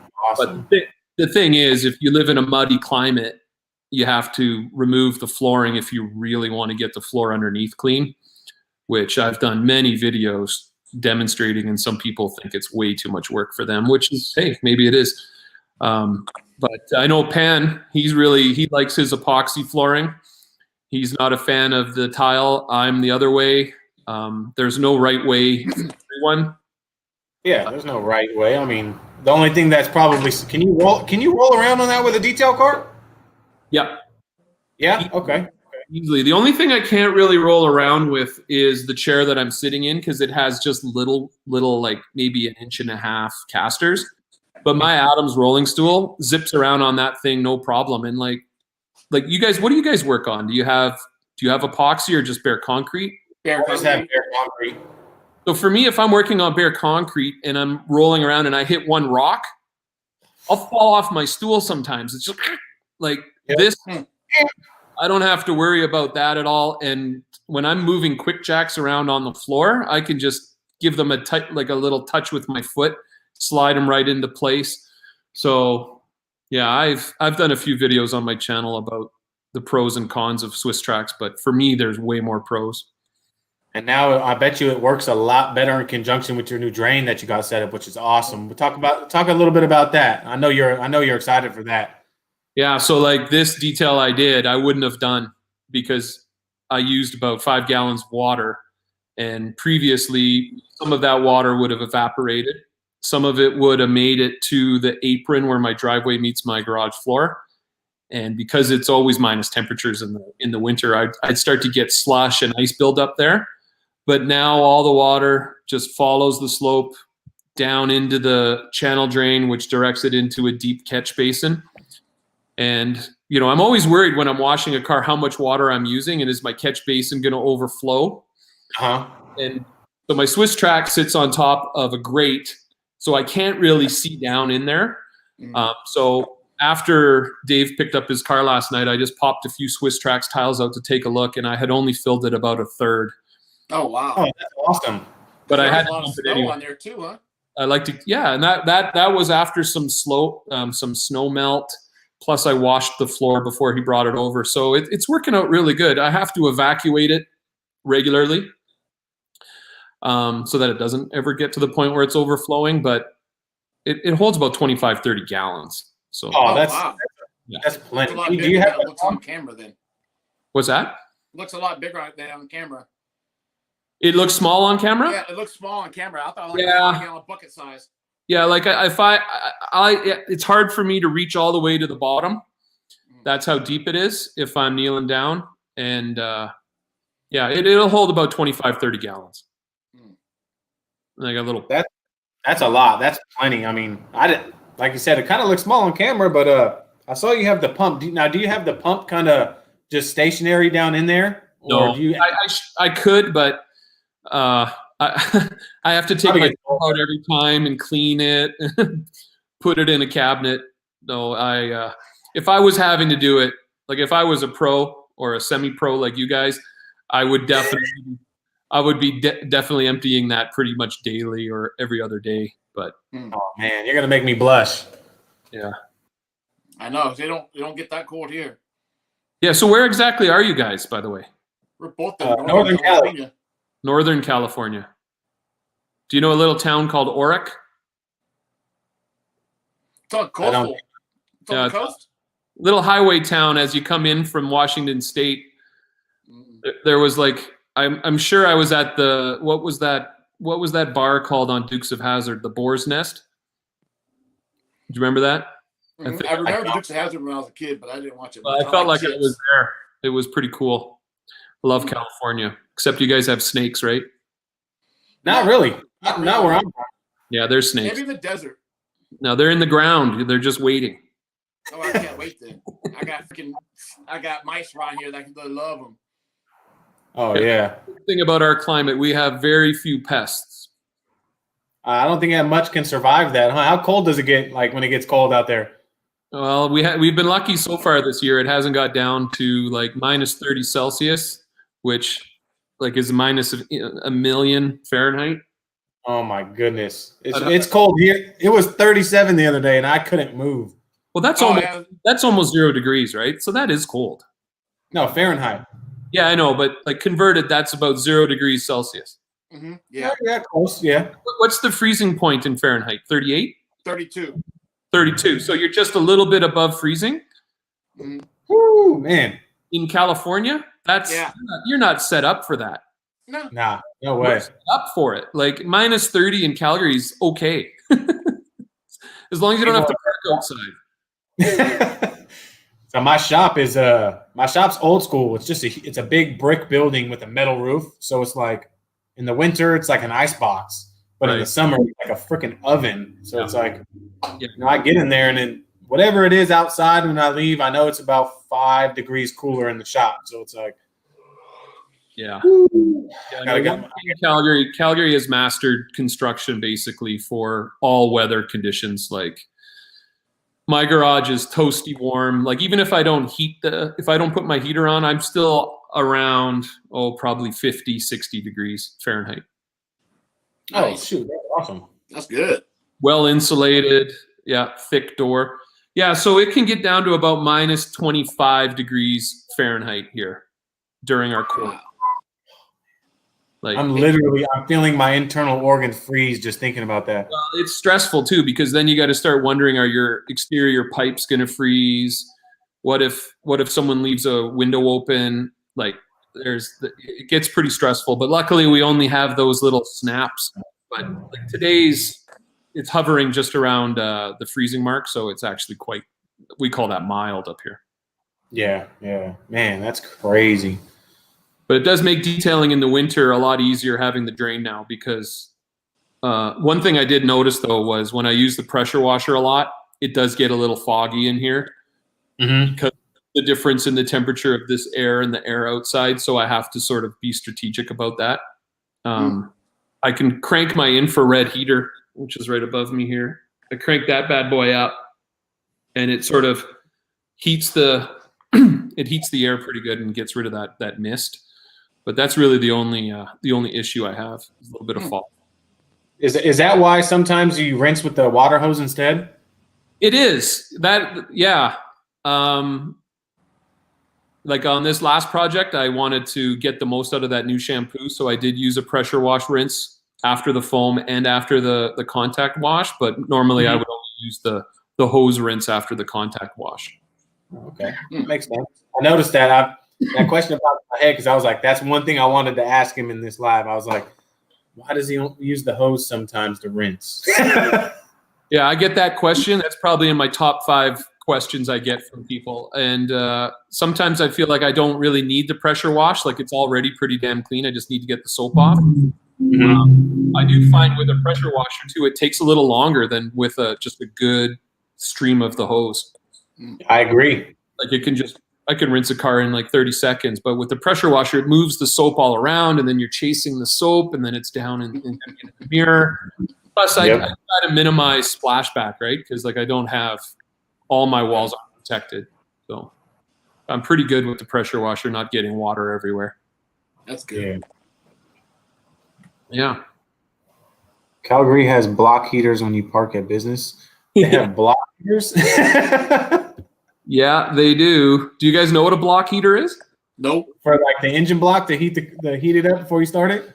You've never heard of a block heater, eh? Yeah. So it's just a little attachment. You plug it in, it's electrical, and it just keeps the oil in your oil pan warm. So when you start your car up, your oil isn't frozen. Wow. Some of the modern German cars don't have them. Like with the oil these days and just these engines, I've never had to get a block heater, but it's very common to see on those cold snaps electrical cords being run from everybody's house to their cars on the street. Yep. Luckily, I have a garage, so I don't need to do that. I've been wanting to get a heater for mine because Fab's got his garage. It's always set to like 67, 68 degrees, and he's like, "Oh man, I'm just out here loving it," and I'm out here like sweater, beanie, like. Yeah, no, I couldn't. I have a friend who's he's just got a standard garage with one bulb, and I had to go over there one night. We had a really, really bad cold snap. I think it was in October, and we walked over there in this wind, and we got in the garage, and he turned on the light. And it was just this faint flicker, one light bulb. I kneeled down on the floor to tighten it. We had to re-torque his lug nuts, and I kneeled in a little puddle, and there were some rocks. And it was cold, and I was like, I hate garages. Like, if that's your experience with a garage, like, I could see why people think us garage guys are weird. But, like, it was the most uncomfortable. It was cold, dark, wet, and there was rocks in my knee. I was like, oh, gosh. It's like you're kidnapped. You're going to bring your car over to my house. I'm not coming here anymore. Yeah, my next garage it'll be nice, similar to yours, but I want to insulate it. Have the air conditioning and the heater and all that stuff in there. I'm going to be able to pull a car in. Next house.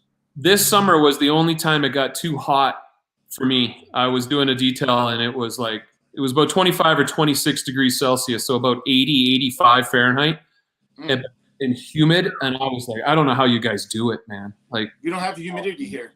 Well, California, we don't.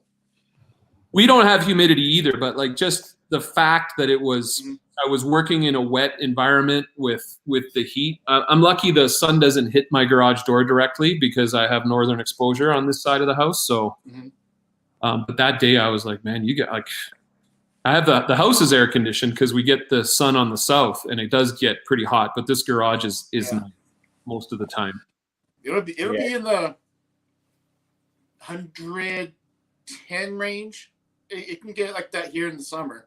Yeah, we had a good run, you know, a few months back, and it was like 113 where I'm at, 113, 112, 109, 111 for a few days straight. It was for a few weeks straight. Yeah, a few weeks, man. And I remember when I applied the Ethos graphene coating, I looked at my freaking phone and it said 111. I was like, yes, I remember that. I was like, man, I need to get this thing washed and applied. I mean, as early as possible. And it was like 10:30 in the morning. It was already like 97 degrees. I'm like, oh wow. No breeze, no wind, nothing, just straight sauna. Yep. Yeah, I don't know what's worse, that extreme heat or extreme cold. I feel like you can deal with the cold a little easier than with heat. I'm well insulated. So yeah, too. I'm not. Every year I add a little more insulation. Except up here. It's right here. Rick, we got it in common, man. Looks good on you. Yeah, I concur. It must be a detailer thing. Yeah, Eric just had a 2-stage done on his. Yeah. Ceramic coating. Look at that gloss. Yeah, there's a 404 not found is in Toronto. They get a lot of more. They're by the Great Lakes. They get a way more humid climate than Calgary does. A lot of people ask me if I deal with moisture issues washing in my home garage, and the answer is no. The thin alpine air up here, like we're at 4,000 feet, Calgary is. It really, you could put a lot of moisture into this air. It can handle it because it's just so dry. Like people come and visit Calgary in the winter, they wake up in the morning and their lips are just cracking. It just man, I bet that would be. I think I'm at 10. The moisture right out of you. Yeah. Sorry, I just had to plug my laptop in. Problem. Oh, I wanted to wait for the battery to go all the way down before I plugged it in. You know, new electronics. Oh yeah, you'll be over that in a couple weeks. Yeah, pretty much.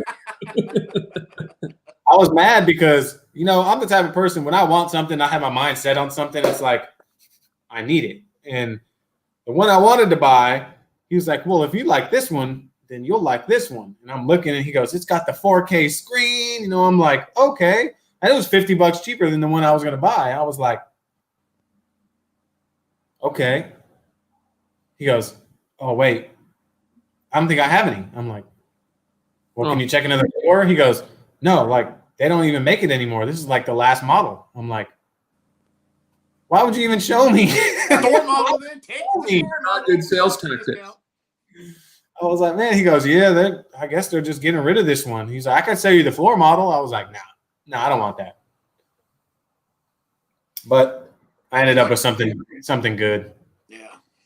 And it looks much better than my last one over here as I watch it. I've got it on my tablet over here. Oh, that's a good. I recently picked up a gently used 27-inch, what are they called, IMAX? Top one. So it's been so much easier for me. I'm getting old. My sight's not what it used to be. And being able to have that big screen when I'm rendering a video has just been awesome. Improved my work. So I've been working on I'm on my laptop here that I get through school, and just with the trackpad and doing movies, it was sort of getting a little cumbersome. But so you do all your editing on a desktop, right? Well, now, but for years and years, I was doing it on my 13-inch MacBook Pro. Ah, okay. See, I do mine on the iPad. I'm using an iPad right here, and that's what I use mine on. Yeah, I've never done a video on iPad. I find the app is just a little too many buttons to get to where I need to get. I use LumaFusion. That's what I use. Oh, okay. It's iPad based only. Okay. Yeah. Well, I know my students, they all have iPads and they can do amazing things really quickly on them, but I need the big buttons for the old guys. I know, man. So I have a Bluetooth keyboard that goes to the iPad, but then I can take this iPad, I hook it up to the 42-inch TV that sits right here, so I can edit. Because when I'm on this here, I'm like, oh, so you use your TV as your monitor. Oh, that's cool. Yeah, I use this 42-inch right here as my monitor when I edit, and then I got the keyboard and it's got a mouse and everything, so I can click, paste, cut, all that stuff right off of this, and it works. That's how I do mine. So 42 inches, that would be huge to be like. You'd be like, oh, what's going all over the place? You don't. This was my video game TV. Yeah. But then I bought the new Xbox. My wife's like, so how do you like the new Xbox? And I was like, well, to get the full screen, I need to have a 4K 120 hertz TV. She's like, well, the 4K downstairs. I was like, well, that one's only a 60 hertz. So I needed 120 hertz. She's like, being the cool wife she is, well, just go and get the 120 hertz. Oh, okay. See ya. I left. Hold on to her. Yeah. She's a keeper. Yeah. Well, shoot, I'm the type of person, instead of buying glasses, I bought a bigger TV. So I'm looking in the questions here, and Keith is asking how many cameras I use on one video. Yep. So I just want to show him. That's it. Nice. This is a very good bang for the buck Sony Alpha 6000 or A6100, and this little guy shoots 4K, and it's attached to a motorized dolly that I have. That I have a remote That's for. how you do it then. Okay. Don't tell anybody that's how I do it. I get it. That's how you get those cool pan shots. Only 50 people are going to know about this. So the wheels on this thing can bend, so I can do creative curved kind of shots. That's how you do it. Okay. That's how I do it. And, you know, I've lost, this camera fell from about 3 feet because I use different levels, right? It's all about, yeah. And the camera survived the fall, but this is the second dolly I had to get. The first one, the wheel got all wonky after it fell. But yeah, that's all I do. I just basically, I capture everything obviously in video mode. I set the focus to the focal point to where I want. I hit record. I do my thing. And then out of the corner of my eye, I'm just cautious that, you know, if this thing's elevated, I might do a test shot first to see how much time I have. Yeah. This guy has made my videos so much better, but it's also tripled the amount of time that it takes for me to do a video now, because I feel like every shot needs to be just perfect, right? Yeah, I was just gonna ask you that. Like, how long does it take you to shoot? I mean, you got angles on angle. I mean, your angles got angles. So yeah. And my angles got angles. Yeah, it's like if I'm gonna wash my car, I could do it in an hour and a half. But if I want to make a sweet video out of it, it's all day. Yeah. Yep. And then I go sit down on my computer all night. So I don't know if that's a sustainable work model if I continue to be a full-time teacher and I'm trying to churn out content. So I don't know, something's going to have to give, and I think I need the job a lot. So yeah, it's difficult, man. A lot of people don't realize what goes on behind the scenes of a channel, and like filming. Sometimes, usually, just filming is the easy part. You know, getting it edited and getting everything. You know, sometimes hours of footage that you need to short down to a 25-minute video. It's like yeah, and if you're somebody who doesn't like I toss away 3/4, maybe even more of what I film. Yeah. So, but like the days where I used to just set up a tripod and just, have the stationary video there, like I miss those days because they were so simple, but you just can't get the same feel. Yeah. It's natural, that natural pan. Yeah. Like I try to, so I'll do my pan shot and try to keep it as stable as possible, but it doesn't have that natural effect. You know what I thought you had was one of those tripods that if you have it stationary, no matter how you move the tripod, the camera still stays the same. You know what I mean? Oh, I thought you had something similar to that. That's what I thought you had used. I've used those in the past. Like this This has got 3 little engines in it. This is a really cool $100 gadget, but this one's really just for a phone. So if you stick your phone in there, so I'd say from earlier this year until probably May, most of my videos were shot on my iPhone 11. Oh, really? Yep. But that's cool. Yeah, it was pretty impressive, but I don't know if it. Yeah, and they were 4K as well. Yeah, that's freaking awesome. But I was using a lot of handheld, and then this also screws into a tripod so that you can have it stationary. But that's pretty cool. See, I thought that's how you were doing everything, because everything was always so steady and perfect that I was like, man, the only way to get that smooth without jerking around is to have a tripod like that. Yep. There's one more thing I'm going to show you. Hold on one sec. Yep. I had that. You gotta say his name. He's in the house. Big Slinger in the house. What's up, man? This is another gadget, just a slider. This is really light. It's carbon fiber. So that can screw onto a tripod. So you can have this guy up in the air. The only problem with this one was to get a smooth shot, you need to use gravity. And sometimes it'd be too fast. Sometimes it'd be too slow. Oh, that was pretty good. Yeah. But I don't use this anymore with the motorized one. Like, this doesn't have that curving ability. I was lucky. I bought like a 4-foot long version of this that had a motor on it. Amazon sent me a kid's wagon instead. Whoa. And I was like, that's okay, actually, because I had buyer's remorse, because like the $400 motorized thing only went straight, whereas this one with the wheels and the remote's only about $100, and it can do everything a straight one can do. Oh, so it was kind of like a blessing in disguise. Total blessing in disguise. If I had a little bit more cash, I would get a second camera and a second one of these and really take it to the next level, where I've got 2 cameras filming the same thing, and then when I go back to my computer, there's a lot. You know what I mean? Like dueling. So Big Gislinger's been here. He said his chat was frozen, but he wants to thank us for all the videos. I appreciate that. Well, thank you. Hopefully you're enjoying them. Oh, especially yours. Oh yeah. Nice. I swear.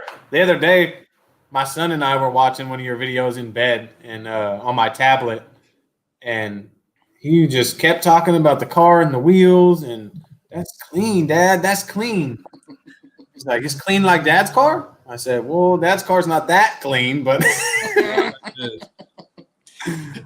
on Pan's last video, the one he just released, someone in the comments, I'd seen it, and he's like, that'd be cool if Pan and Rad had done a collaboration together. And I'm like, I typed in there, I was like, if you go back in Pan's video about a month or so back, it's there. And then Pan came in, here it is, clicked it right in. Yeah, I would really like to do something where him and I work together. In the same building?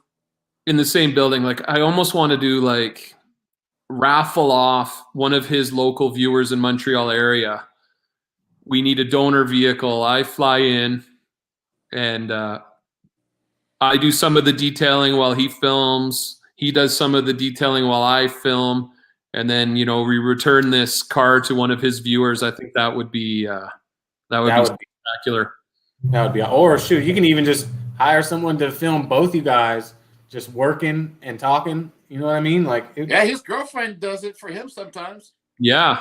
No, there's endless possibilities. I love that he's so open to that, and you know, he's grown so quickly. Like, when you think about it, his YouTube channel came out years after mine,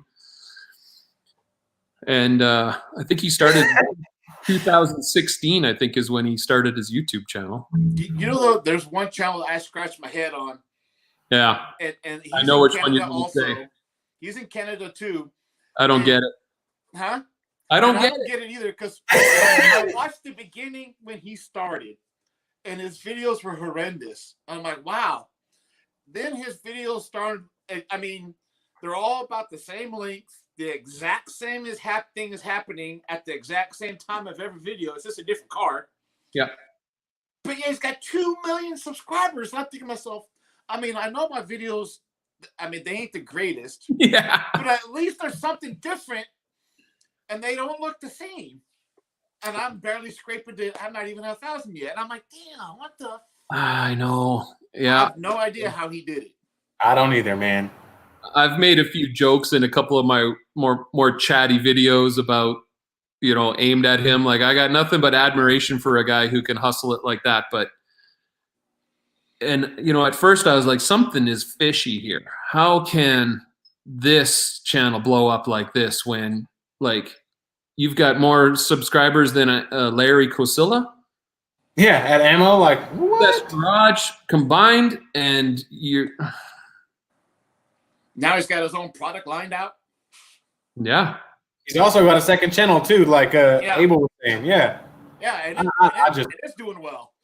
Yeah, I made one snarky comment, a little joke in an Audi S4 video about, hey guys, thanks for tuning into RAD Garage, second most popular video channel behind the Detail Geek.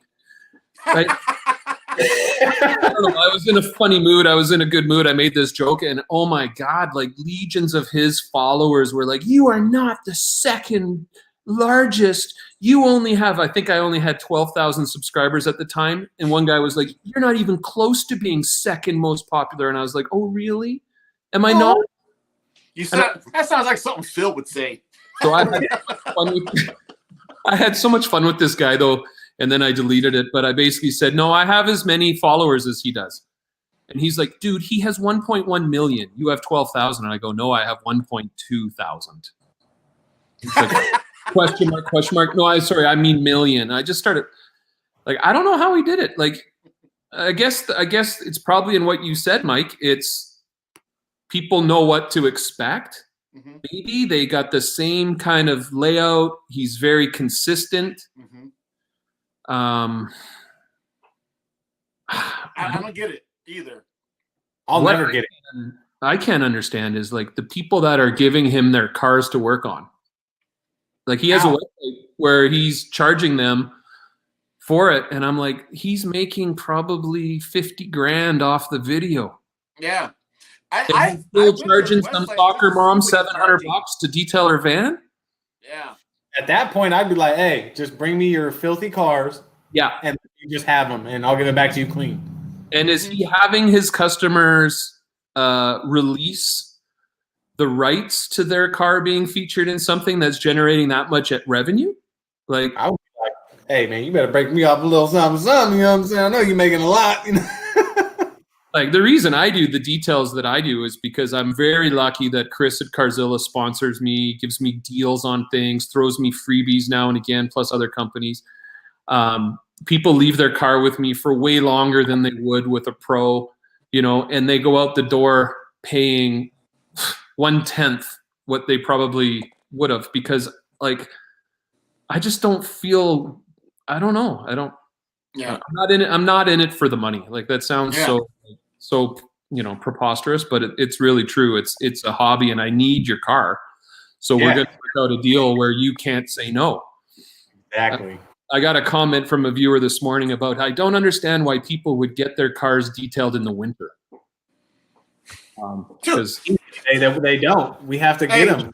100% chance of rain tomorrow here where we live. And it's between 1 inch to 3 inches of rain tomorrow. And I had 3 cars in my driveway today. 2 of them were full details. Oh, the weather is such a conspiracy. I don't. Mm-hmm. You guys think you have it tough there. I can't imagine trying to do it in Canada. Where I couldn't imagine either. Like a lot of people always ask me, "Are you ever going to go pro?" And I'm like, I don't know how they do it. Like, I don't know how. I was wearing shorts, and that shirt that I came with, it's just a plain old Dickies shirt. That's my shirt I wear every time I detail. But I wear shorts and that shirt. I detail that. It could be raining outside, and I'm still wearing that same setup. But then I come sitting here. I wish I had a damn space heater under my table here. So I'm freezing my ass off sitting here. I'm going to work. I'm sweating. I know I was getting a lot of business at first, but I don't think then I had a couple people on, and they didn't like me in a bikini out there. I don't know why. But turned some people off. I had to throw the bikini away, man. Well, we got to wait till Mitch writes his book about how to do it right, because he's in, I think he's in Saskatoon or Regina, one of the coldest Canadian cities there is, and he seems to be doing just fine. In flip-flops. You'll be out there in flip-flops. Yeah. Oh, he does. Yeah, his brother comes out wearing flip-flops and helps him dry the car off. Is that really his brother? Does he have a twin brother, or is that just editing, man? That's one thing I don't get. Oh, really? Yeah, that's his twin brother, yeah. Yeah. I remember reaching out to him like when he was not even close to where he's at now, and he did get back to me, and he kind of gave me that like, hey, thanks for watching my channel, and I was kind of hoping we could have sparked a more of a conversation. I don't get the sense that he's in it for the camaraderie. He doesn't like. He's admitted he will not watch no other detailing channels because he doesn't want to change his mindset of how he's got it, and he's admitted to that. Well, you know what? He's got the winning formula there by the numbers don't lie. Mm-hmm. So maybe we all just need to take a page. I'm going to delete Eric. I'm going to delete Rick. I'm going to delete Pan. I'm going to delete all you guys and forget it. No, we need your subscription though. We need you. Something that's been on my mind recently is like, I think this year I've got a lot of accolades for my style, my style of video. Oh, hold on. Gully's Garage. Your style is freaking good. He said he doesn't have a twin brother. Yeah. It's editing. That's he's also in Saskatchewan. He's the next detail geek. He's the detail geekier. How do we know who's doing what then? Maybe that's the secret. There's a lot of mysteries out of Saskatchewan. You can see that he featured him in a Q&A on his second channel, and it was like a day in the life of Mitch as he was out driving around. He was running some errands, and his brother calls him and says, "Give me some tidbits" or something like that. I don't know what. I guess tidbits or something. Little donut. And Mitch doesn't eat it. He likes working out and staying fit, but his brother, being the lazy ass, he ate the whole fucking box of tidbits. What are tidbits? Are those donuts or something? Is it? Yeah, they're the donut centers. Little round. They're such a big deal in Canada. Timbits are like, it's sort of like a rite of passage when you're 8 years old and you get a 20-pack of Timbits. Yeah. But I just getting back to the point I was making about like my style seems to be catching on with quite a few people nowadays. But I'll tell you, earlier on, I took a lot of heat in the comment section about, this is so stupid. What a waste of time. Who wants to watch a video with no talking? Like, and it got me to the point where I sort of like, okay, let me try a few different things. But it's been nice to just sort of like see that if you stick with something that you like and you like you take pride in, people will eventually, not to say I've got the millions of fans that other people have, but it's just funny now. I'm starting to see a few videos sneaking out there on the internet that sort of emulate my style, which is there's another one that's overseas. He's overseas. Yes, that's another one, the Vermigi or something. Yes. Yeah, he does freaking excellent stuff too. He's good. I'll watch his and I'll be like, how long have you been doing this? Dude, he looks young though, because the face has popped up in there a couple times. I'm like, the dude looks like he's in his mid-20s. How's he doing this? Yeah, I tell you, I've got such a love for Europe. Just the way I love America and Canada. North America is my home, but when I see those Europeans with their fancy driveways and their fancy little tools and everything just seems so spick and span over there, and I've really enjoyed his channel.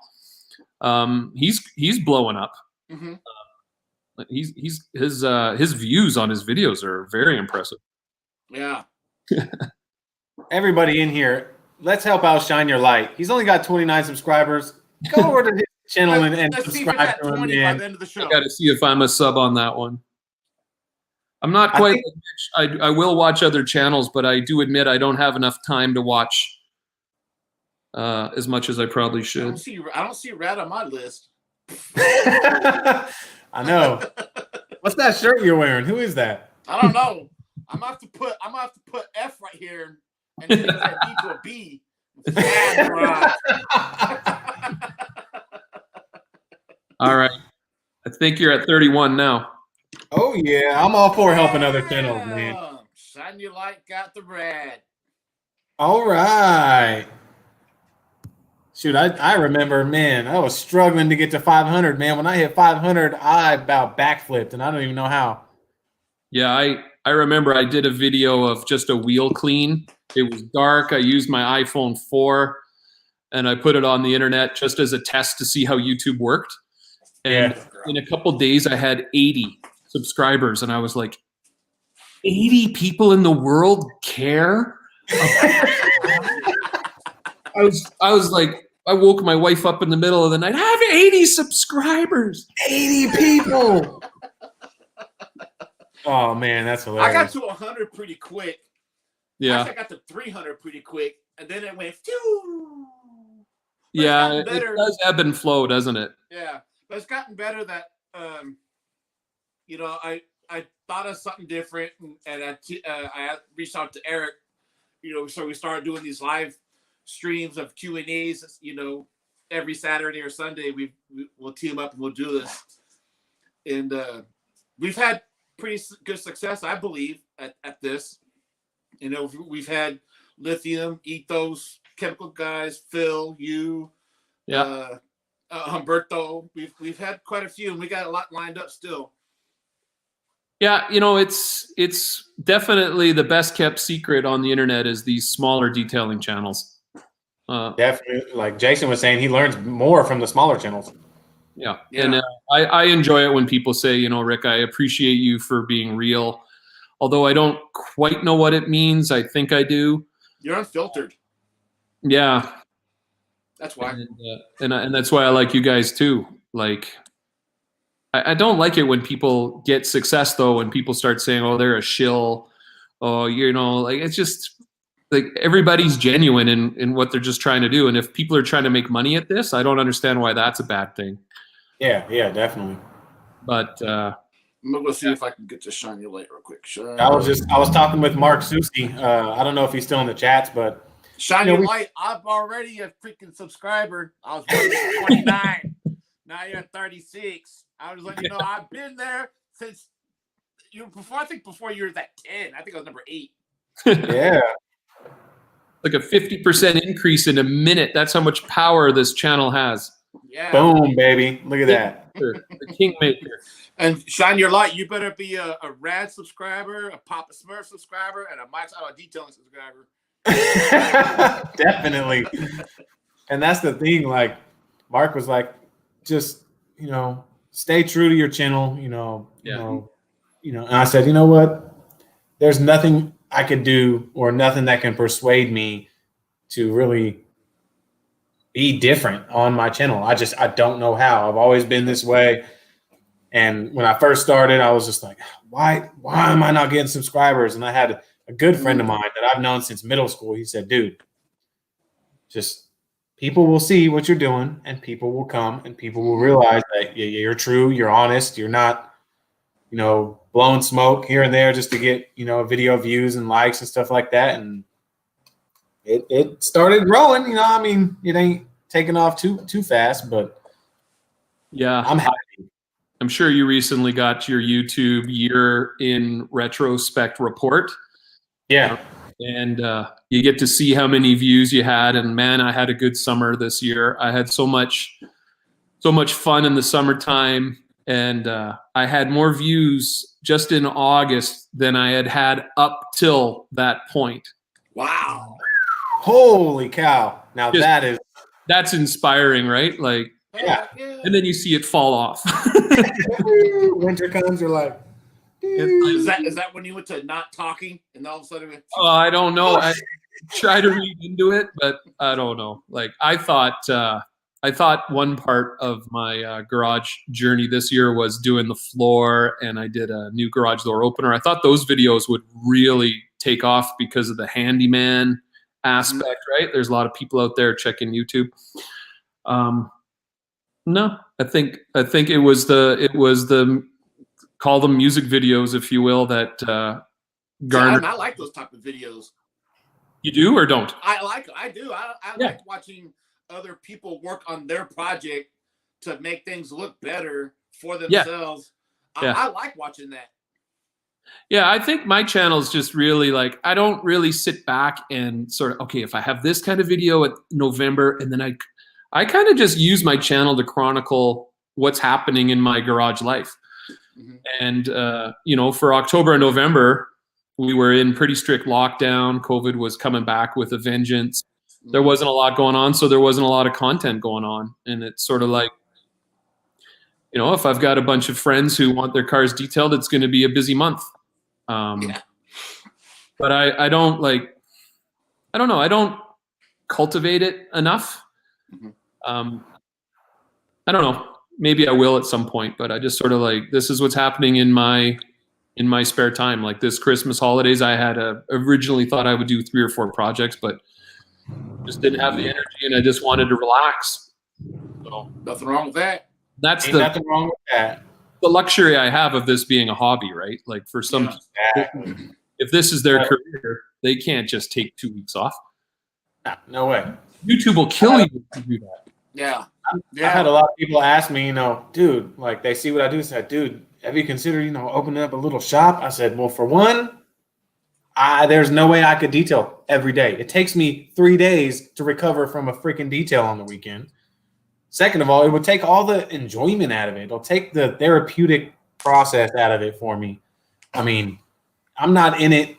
Is it cool to make a little extra money? Yeah, absolutely. You know, but this last car, that Honda Fit, I didn't make a dime. I didn't make $1 on that thing. Yeah. But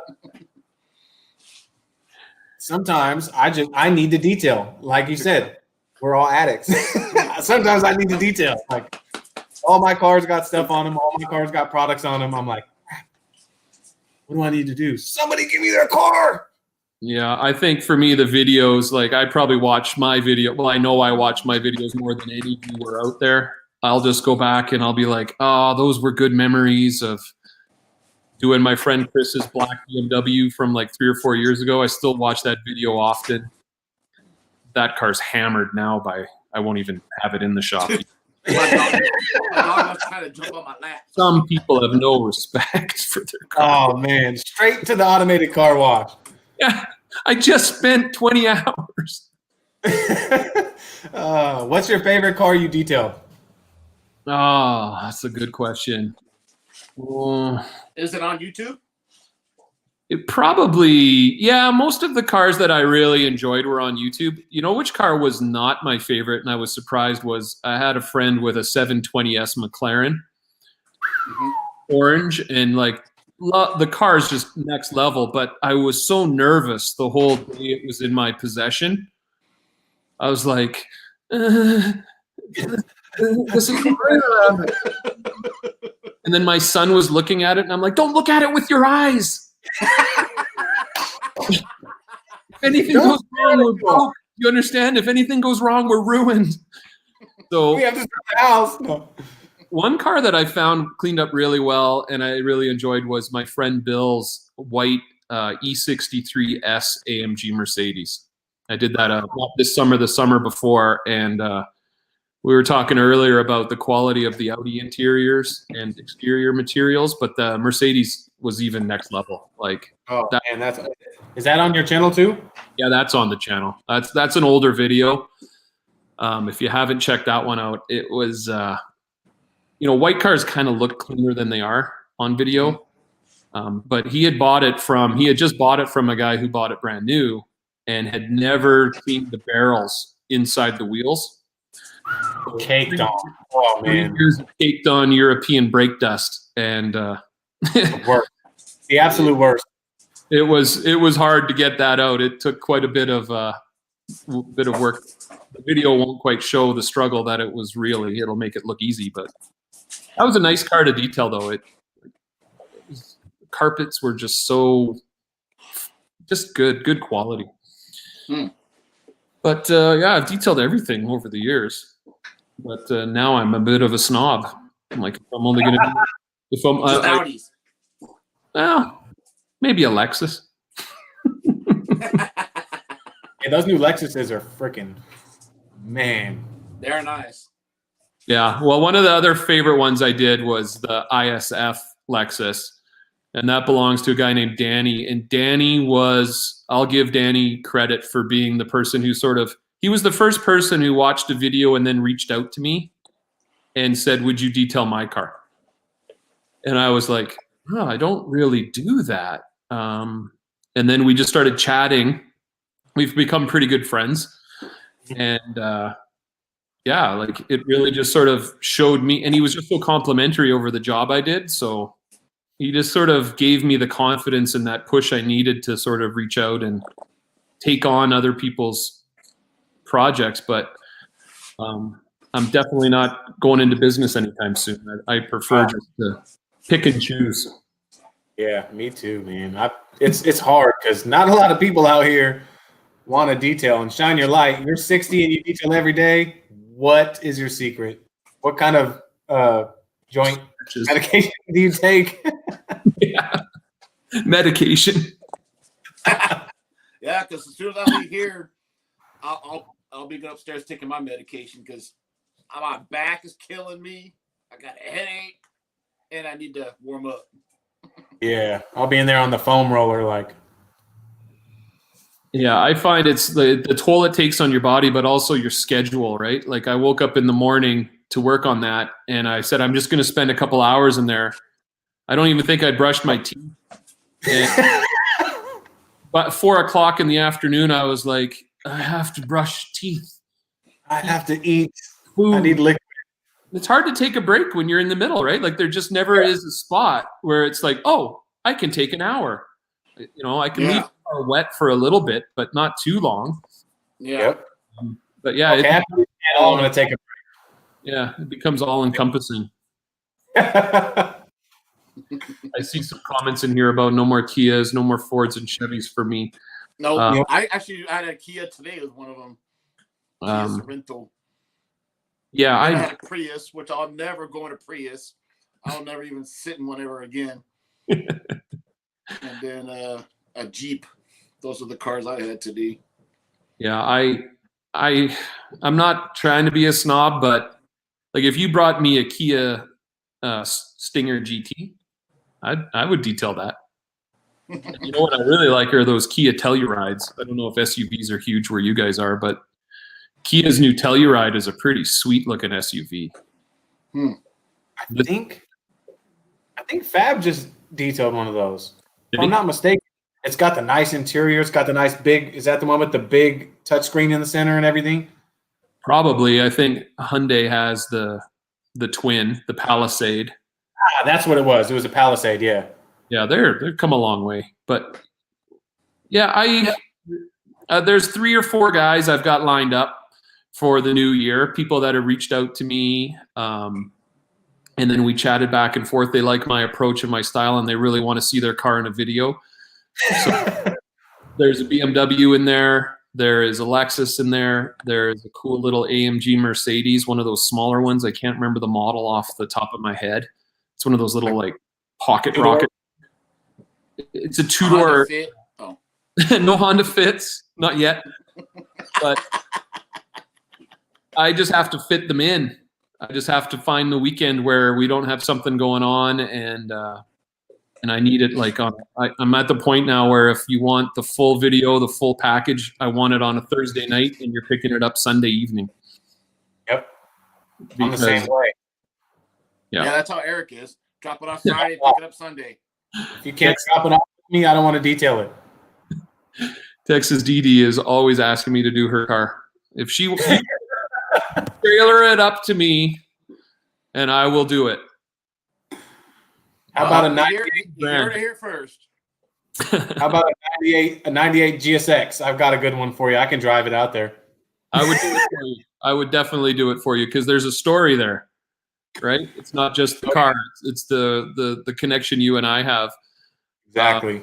Someone asked Keith. Keith's got a lot of good questions. He asked if I'd done any older cars. Older cars kind of scare me. Like, I'm not a paint scientist. I've never taken formal training, but like, if I started polishing a Corvette and my pad turned the color of the car, I'd probably freak out. Like, That whole thing. that's part of it, right? If you're going to be detailing one of those older style paint jobs, the oldest car I've detailed is not that old, but wow. Yeah, did you hear that? Yeah. I think the whole internet heard that. Jeez, that thing sounded like it had to be a Mustang. Someone needed bread and they needed it quickly. Oh yeah. So there's a friend of mine who has a 1987 Grand National, and I was really hoping to have that one in this summer, but it didn't work out timing wise. But look forward for that. At some point, I want to get Darren's Grand National in here now. He's got it completely wrapped in paint protection film, which makes my life even more easy, right? I can just do I'll just luxuriously wash it, maybe give it a film coating, maybe use like a PPF friendly ceramic coating and call it a day, but it's black and he calls it Darth Vader. It's like, Awesome. are they all black? I think all Grand Nationals are black. I think they came in white too. Oh, I've never seen a white one. I think the GNX, so they had the T-type, I believe. That was in white, and then the blacks are the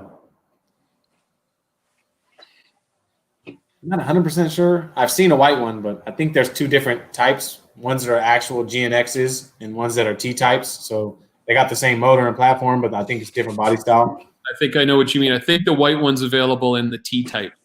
Yeah. But once you go GNX, that was an add-on package, right? That was where I believe so. Or something like that. Turbocharged it. Yeah, turbocharged V6. You see the one that Larry just found, the barn find? Yeah.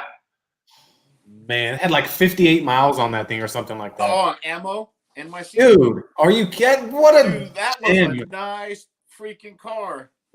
that thing, like you said, need to be in a museum. Yeah. Well, you know what, guys? I'm looking at the time here. This says we've now eclipsed the 2-hour mark. I was wondering if maybe we could take one or two more questions, and then Yeah. 5:17 and my stomach's starting to grumble. I'm sure my family. Yeah, no problem. Usually at the 2-hour mark, Usually at the 2-hour markers, we usually cut it, but we've never had someone as popular as you before, though.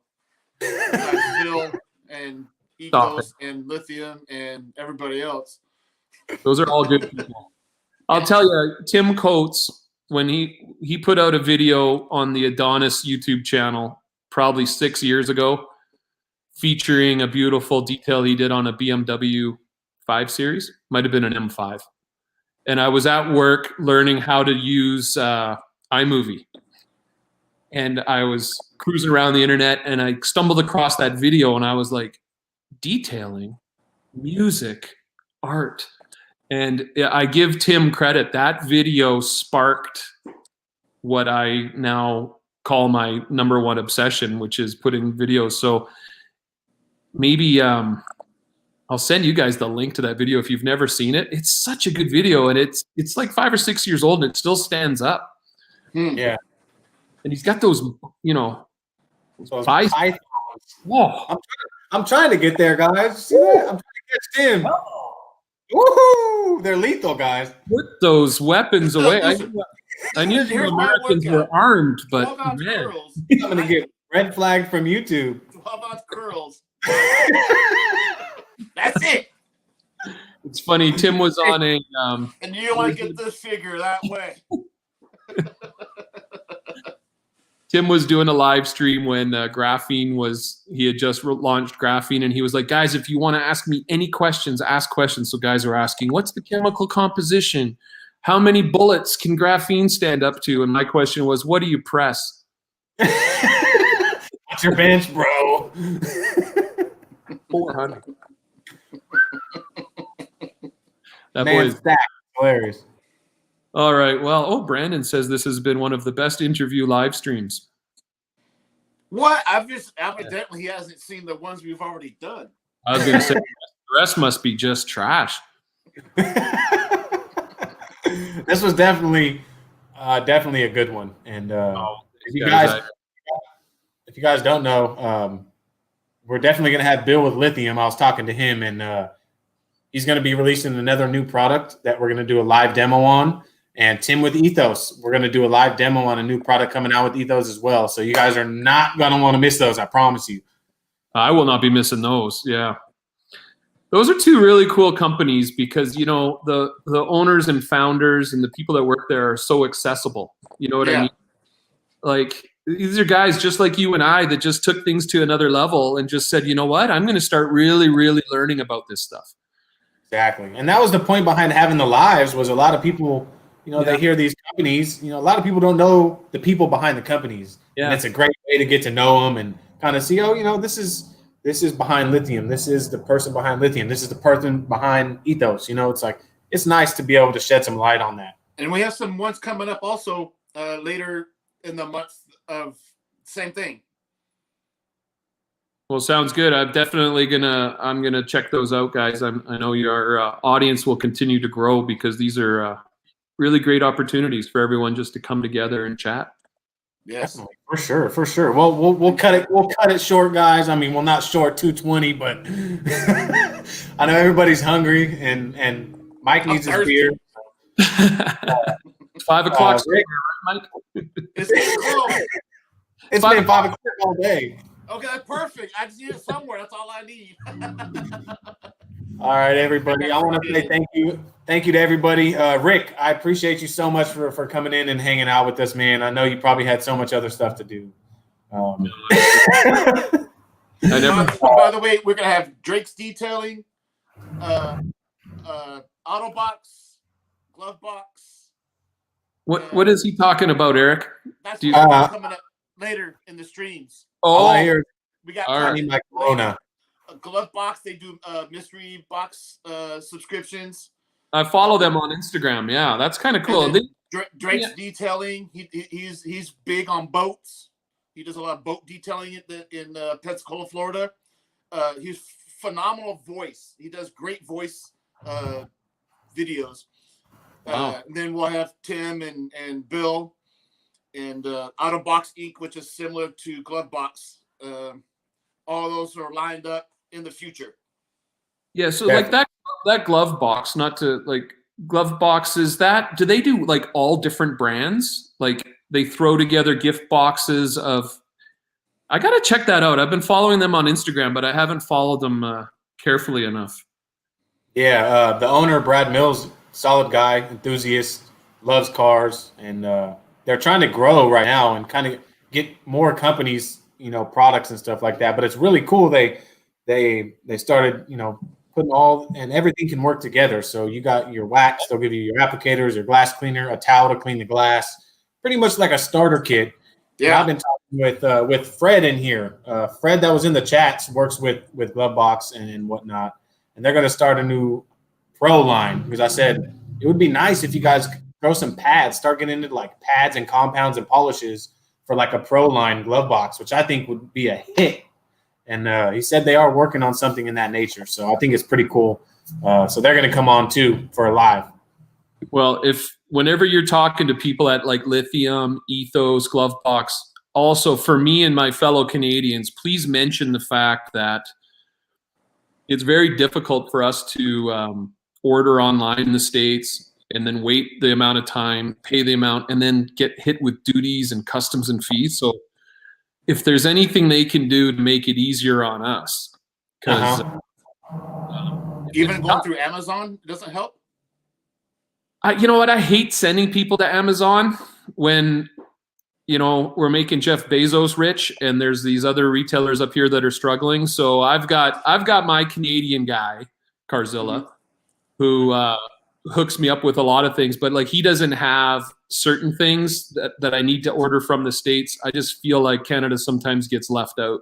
Let me show you one thing real quick. This will be real quick.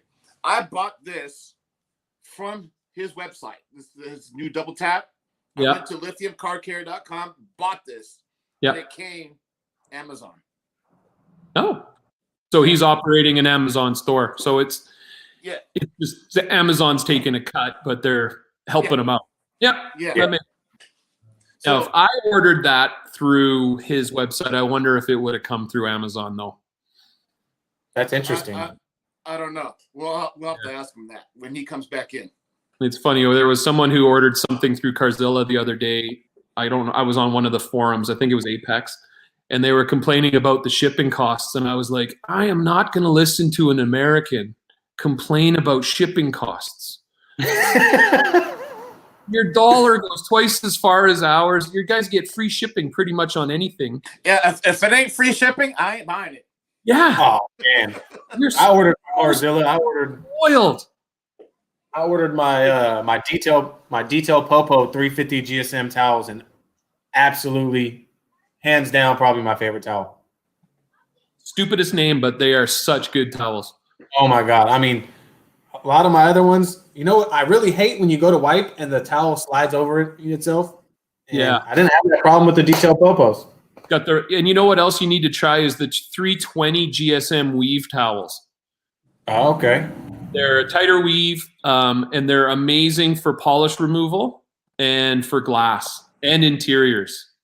Okay. I just got some. They're cheap as chips. Like I think I bought 50 for $60. Oh yeah. Next Going time down. you order from Carzilla, throw some 320s in. Trust me. Okay. Amazing. Yep. Thanks, Rick, Definitely. for coming in and doing this. Thanks, DD, guys. It was a lot of fun. This was a highlight. This is the best thing I've done in 2021. Oh, that's so great to hear. Highlight I had of the somebody, Shine Your Light said, get Aaron from Extreme Solutions. I forgot to mention, yes, I will have Extreme Solutions as well. I talked to Kiro. You guys know him from his YouTube videos. Big guy, that's funny. That's hilarious. I talked to him, and they're on board too. So Extreme Solutions will be in here as well. Sweet. Lots of fun, guys. All right, lots of Make sure y'all fun. subscribe Okay. to the 3 channels. Links are in the description. And we'll see y'all next weekend. Okay. We got to work on getting you a better mic, Mike. Sorry. Mike. Y'all subscribe to the 3 channels. All the links are in the description. You got to make sure that you follow all 3 of us so you know what's coming up next. All right, cool. Thanks, everybody. Thanks, Rick. I'm going to end it. Rick will all go into another little thing after the end. But, yeah. And we'll be- Sayonara. that where I get my cheese platter. Yes, the complimentary cheese platter. Later, everybody. They're giving me the cheese platter. Yeah.